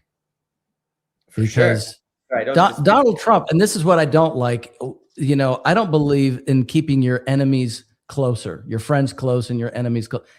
He should have been far away, far, far away. And this is the chaos that's the Trump administration, in my view. People like Keith Kellogg, this guy, Ratcliffe, you know, how much of Ratcliffe is involved in this too? And I think behind the scenes, I mean, this was the dream of Elliot Abrams, Pompeo, John Jews. Sarah, you've been talking to my mother. That's what she always says. I really think that this was the plan all along in the first Trump administration. When I went to Venezuela in 2019, at the height of the crisis then, and by the way, they admitted it now. I was called a conspiracy theorist about this when I published my front page article in the Valley News about my time in Venezuela. And I spoke at Dartmouth College, of which I studied at. And, you know, they said that this is a Maduro puppet. He's a Kremlin agent, whatever. They tried to malign me. And I said, no, the U.S. is targeting the energy infrastructure in Venezuela to affect a regime change. Trump admitted it today that they cut the power by our methods, our guys. Like, we know how to do that. They targeted the electrical grid to basically cut electrical communication, cut electricity, and then cut communications to all of that area of probably Caracas, the coast, everything. That's why I think there was a blackout of so many parts. But I mean, militarily, you would do that. I mean, it only makes sense that you would do that. For sure. But I'm saying that prior to this, we knew that this happened, but the U.S. denied it, and, you know, some murmurings. But people literally said it was a conspiracy theory that the U.S. was capable of targeting the energy grid of Venezuela. Well, look, to go back to your question on Cuba, I mean, the potential that the neocons now move back in force in policymaking in the United States, it sort of opens the door to anything. For sure. Anything and everything throughout the Americas.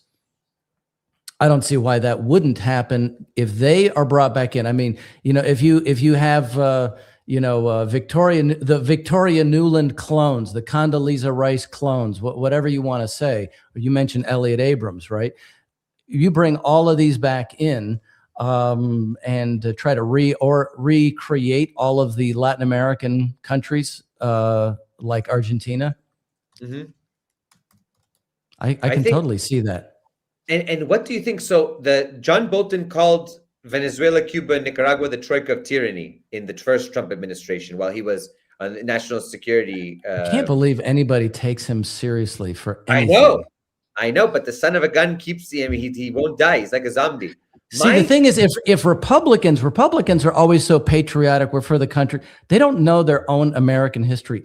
American history, when you look at John Quincy Adams, when you look at even what George Washington said about foreign wars, foreign conflicts, Franklin Roosevelt. Well, they don't like him; he's a commie. But if you look at some of these great minds, it was always cooperation, protect sovereignty of nations, allow countries to develop. We indict ourselves when we do things like what we're doing right now. We indict ourselves.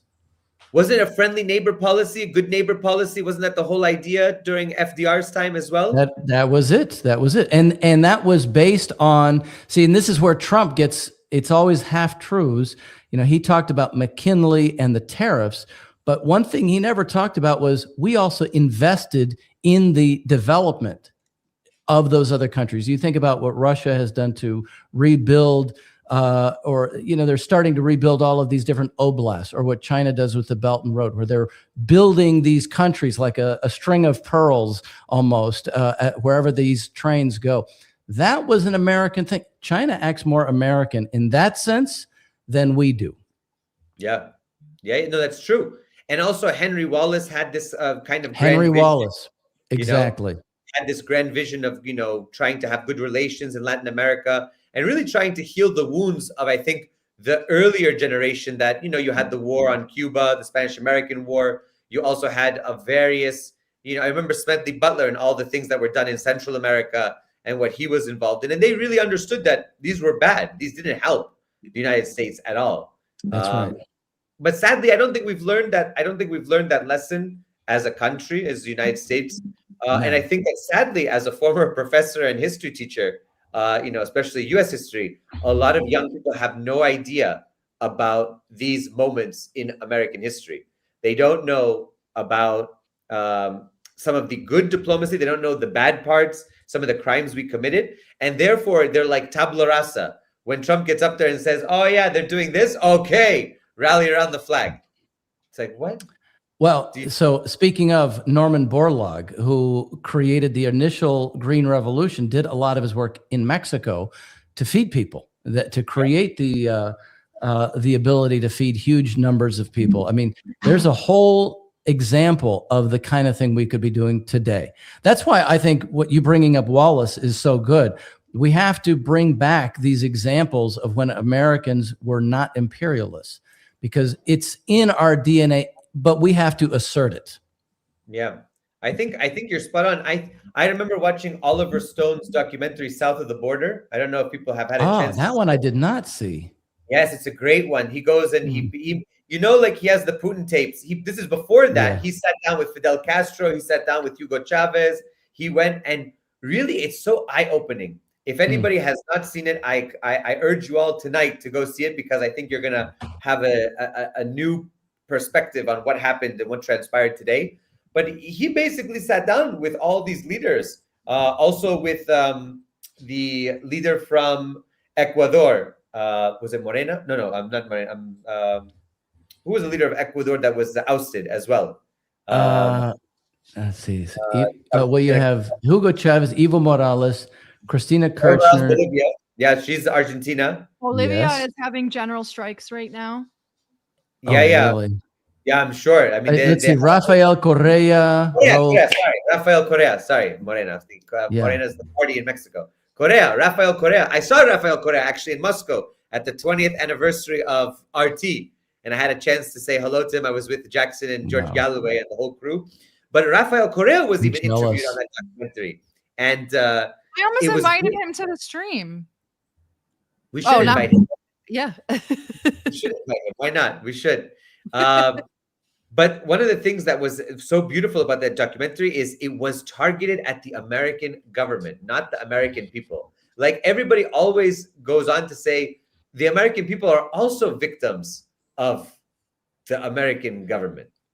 You know what I mean? There's no doubt about it. Right? And so that's why, like, when we go down there in solidarity, okay, they say gringo for fun and this and that, but they're very deeply thankful that we are invested and really trying the best we can to understand, to learn, to be in solidarity and things like that. Yeah, these are our brother nations. To be honest with you, these countries, you know, you think about, if you look at, for example, the Mexican Constitution, it's almost identical to the American Constitution for a reason. Sure. You look at Mateus Romero, who was the Mexican ambassador during the Civil War to the United States, and you look at what he saw that Lincoln was waging a fight for, and then you look at what Benito Juarez did in Mexico and how we supported all of the nation of Mexico against foreign empires. That's when we use the Monroe Doctrine properly. And Americans are victims in the sense that they don't even know this exists. Correct. And I wonder, I think that, and that's today, not, by the way, that's not strength through power. That is strength through reason and this community of principle. And also through cooperation, through development. It's at what the Chinese have done in recent decades, this idea of win-win diplomacy, win-win economic cooperation, win-win development. That's exactly the model that we should be doing in Latin America. But on the flip side, they're not doing it. And you have to ask yourself, are all of these problems of our own creation simply to perpetuate the same political model, economic model, military model that we have? Because if we were to have good relations, we wouldn't have mass migration. In fact, we would have strong countries in Latin America that people wouldn't want to, maybe people would want to go to, actually. That's the other side of it. Yeah. And I was thinking always of Haiti. Haiti should be the place where we could make it an example of this, where we rebuild the entire country, train them to be the engineers to be able to maintain their own infrastructure, build infrastructure, for crying out loud. And it's just as you say, this is the other side of it that nobody ever talks about. I'm so glad to hear you say the same thing. You build these countries, they won't want to come here except for vacation. Of course. You know, a few people will come for education, things like that, but there's always that kind of exchange. But people normally don't want to leave the countries that they are born in, that they have connections, that they have cultural ties to. And I think that one of the things that we fail in the US to really understand is that the people in those countries come out of necessity. They have no other choice. They have to come because their countries have been absolutely plundered or driven into chaos because of the US's policies. Recently, we had Larry C. Johnson on the show on the Whiners, and Love him. he is great. But I had just realized that in 2024, like I think it was November, we finally let's see, where was it? I forget where it was, but Chiquita Banana, a bunch of the executives finally went to prison for all of the work that they had done to kill people and so forth, huge fines that they had to pay. I mean, this is decades and decades later, right? You know, in terms of these private corporations, the corporativism taking over countries' assets and things like that. But that's how you create the chaos in those countries. Yep. And you basically make it so that they have no choice but to, you know, become the drug mules and things like that up into the United States. So we would have to end that process. It's, you know, it reminds me of the maps of the continent of Africa, where the British largely built the trains to the mines just to extract. Yes. It's the same thing, unfortunately. That's exactly what happened in Latin America. We only built the roads to pull out the copper, to pull out the bananas. Awful. That's bad. That's bad. That is wrong. Well, I mean, it's if not you or American. anybody in the chat, if you in the chat can name a country after the year 1900 that the United States went in and actually improved the infrastructure, I will give you a coupon to the merch store for $50. Woo! Let's go. Name one country that has been improved by intervention of the United States. I don't know many. I don't know any, actually. Even Kosovo, that was ripped apart from Serbia. Everyone's leaving Kosovo. Yeah, they can't get out fast enough. But they did make statues to Bill Clinton and George Bush. So yeah, and Clinton. No, Clinton and Bush. Yeah, Clinton and Bush. Clinton and Bush. Yeah. Gross. Yeah. Well, I Yes. think we're gonna wrap it up slowly. It's, Yeah, our producer kept us chained to the radiator until we hit 20,000 viewers, and now that we've hit Whoa. 20,000, I think we're allowed to be done. Now, Sarah, what are we going to talk about on Thursday on the Are you Whiners? kidding me? We have to look with the things that could happen between now and then. There will be so much material. That's right. I'm That's not right. even worried about what we'll talk about tomorrow. I'm like, I'm sure I'll wake up to another new country discovered by Israel or us bombing another one. Like, it's like, And none of these places that we take over, none of them do we make states either, by the way. No, so of they course just not. become like no man lands. they you do. know? They become like these weird little enclaves. They become Somalilands. Somaliland. They Yeah, become Kosovo. yes, Kosovo yes, is yes. of no political consequences. It has no voice in anything international or EU politics. It is nothing but a landmass with some borders and a base. And that's exactly what they do. And even Trump said, and we didn't watch the whole interview or the whole thing. He said, we will be extracting riches out of the He ground. was very straightforward. Very straightforward. That's This why I is a- said the question for him is, are you going to leave anything for the people? Is it No. going to benefit the population? Well, I mean, I don't think so. That's just not how we do it. That is how it should be. I think now that people really need to read Curtis Yarvin and how they talk about capitalistic. Not that I like him. I just say you need to know, you need to do some Oppo research. They talk about companies becoming the new kind of monarchies. Companies will just now. He said, "I'm turning this over to the oil companies." But that's been the British East India Company, Dutch East. Exactly. I mean, They that wanna is. go back to- they wanna go back to that go back to model. the Venetian Mhm. doges.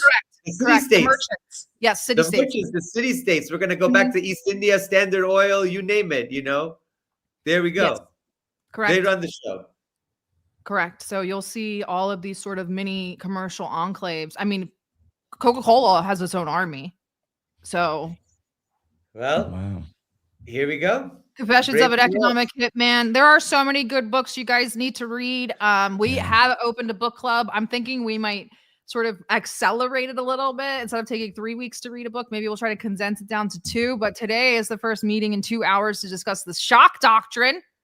I just I read that book a few months ago. It's a very good book. Disaster Capitalism. Yes. That's Klein, Naomi Klein. Yes, Naomi Klein. Yes. This is the book that radicalized me about 15 years ago or whatever it was written. It's a very, very good book. That one's excellent. We will probably read the Jakarta Method. Yep. But right now, very this is Naomi Klein. And I think that it's actually, I mean, I guess maybe I'm psychic, but a huge chunk of it has to do with what we did in Latin America with Chavez.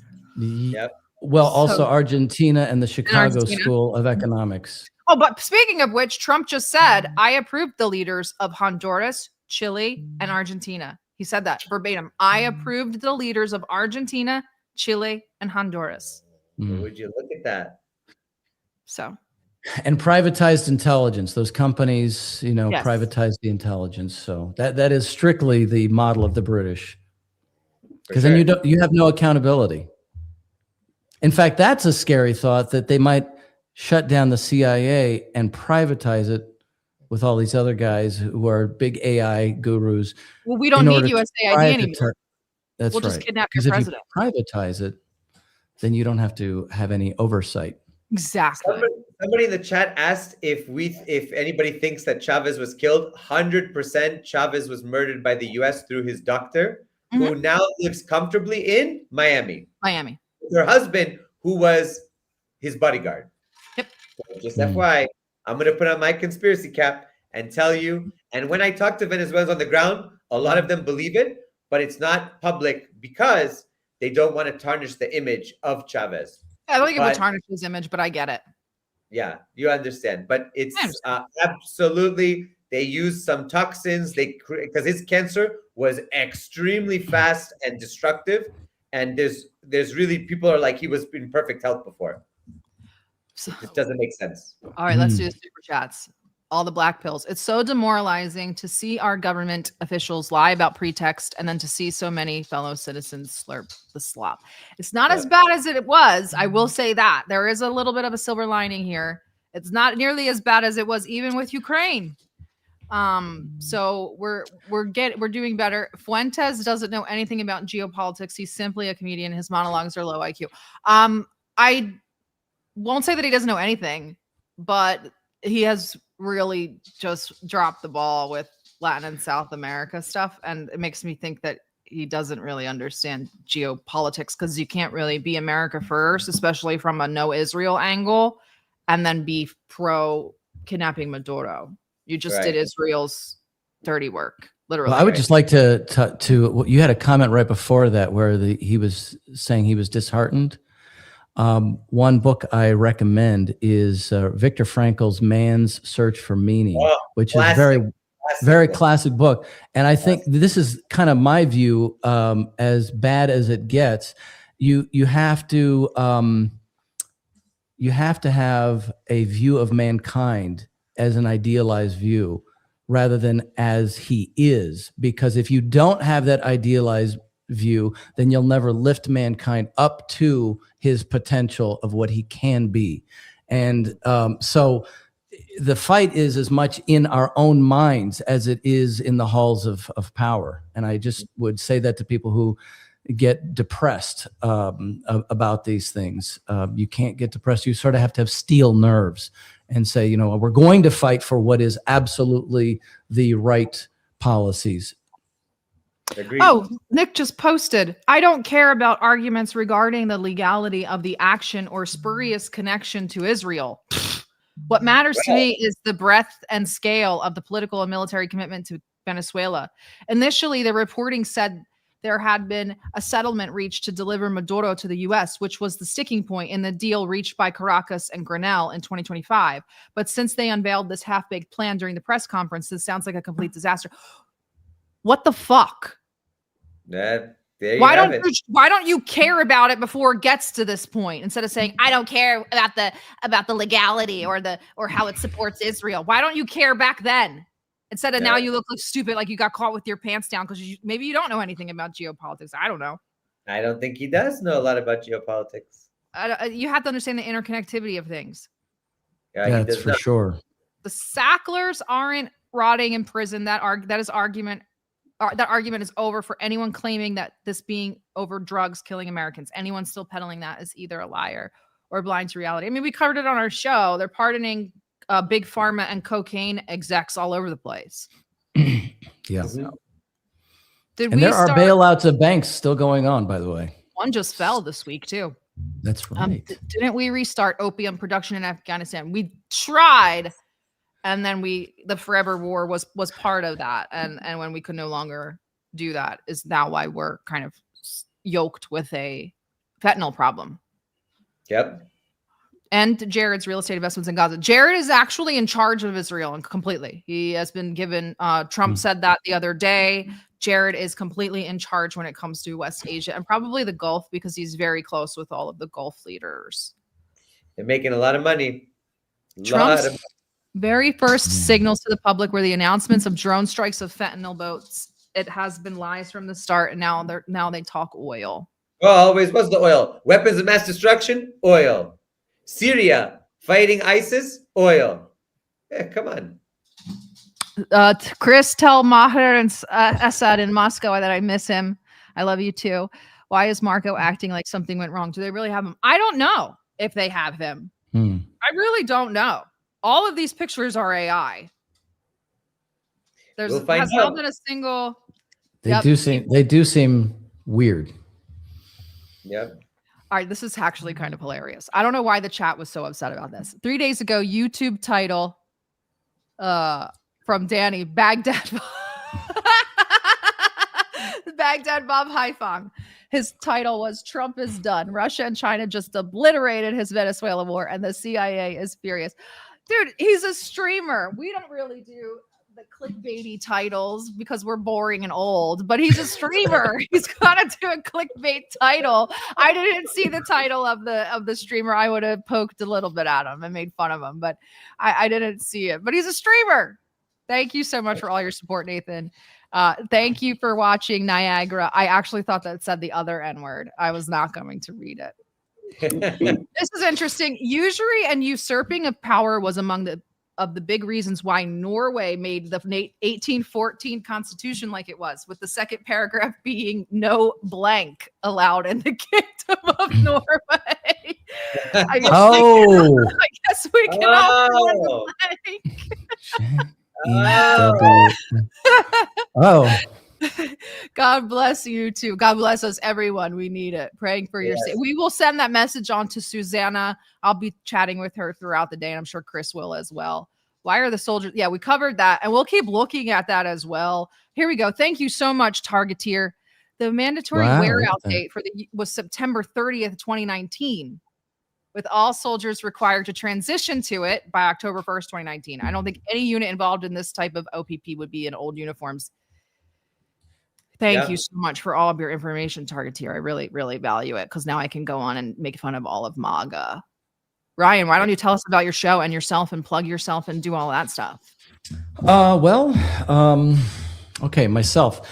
I have been trying to help out Scott Ritter on his work wherever he can as it relates to solving problems in Russia. So we have Scott Ritter's Telegram, and I camp out there a lot. We almost had a show that we were going to do traveling all over Russia, but then, of course, they took his passport away. I had been to Russia back in the early 1990s, Soviet Union, and then a couple of times, including I was there for the 80th anniversary, the Pobeda victory for the Great War in May 9th. That was a very important life goal. I have done work and thought about this question of the U.S. As an empire, as not an empire, my entire adult life since high school. So the whiners exist because we like to sip wine while we whine about all of these political things going on. So yes, we have a really good show. It's really good. It's like thanks to Scott. He does stream us on his X account. So that's very good. And then also we're on Rumble. And we like to talk about everything because it is what you said. Everything's interconnected. So Jeff, my co-host, and Morgan, my co-host, she's always at a lot of the rallies and demonstrations and in Congress talking about Palestine. Jeff and I, we struggle over who's got good wine. He likes to get the $2 Chuck or $3 Chuck, whatever it is now. I remember. Yeah. You remember that? I think it's gone up now. It's gone up. Yes, it's gone up, sadly. It has. So I'm not a big fan of that. And then, so we're streaming. We're trying to talk about these same things, but we try to do it also with maybe some humor and who knows what, some booze. It's really my kind of show. It's really good. It's very dry. Well, very everybody. sarcastic. Sarah's going to be there on Thursday. Chris, we'll have to have you on there sometime too. Yeah, Chris, you got to go on there. I wish I had known you were here in May. I'm of course in Moscow, so I was at the victory parade too and things like that. I wish I had known, but when you come back, I'm here. So this is I'm in Moscow, so come visit. Okay. Oh yeah. Oh, so you live in? Okay. Well, yeah, absolutely. Yeah. I want to go for New Year's because New Year's looks so amazing. It was amazing. It was great. Yeah, I know. I have like thousands of pictures from my friends, and I love it. Come, you're kidding. Yeah. All right. We will probably see you guys again tomorrow. I'm sure some more eventful stuff will happen today. Don't forget the book club at 1 p.m. with all of us and the shock doctrine. And Ryan, when are you streaming again? Thursday nights at 7 p.m. Eastern live. All right. And we will see you guys tomorrow if we don't all blow up. Peace and blessings. Peace and blessings, love and light, as Iron Mike would say. Thank you guys. We'll see you tomorrow.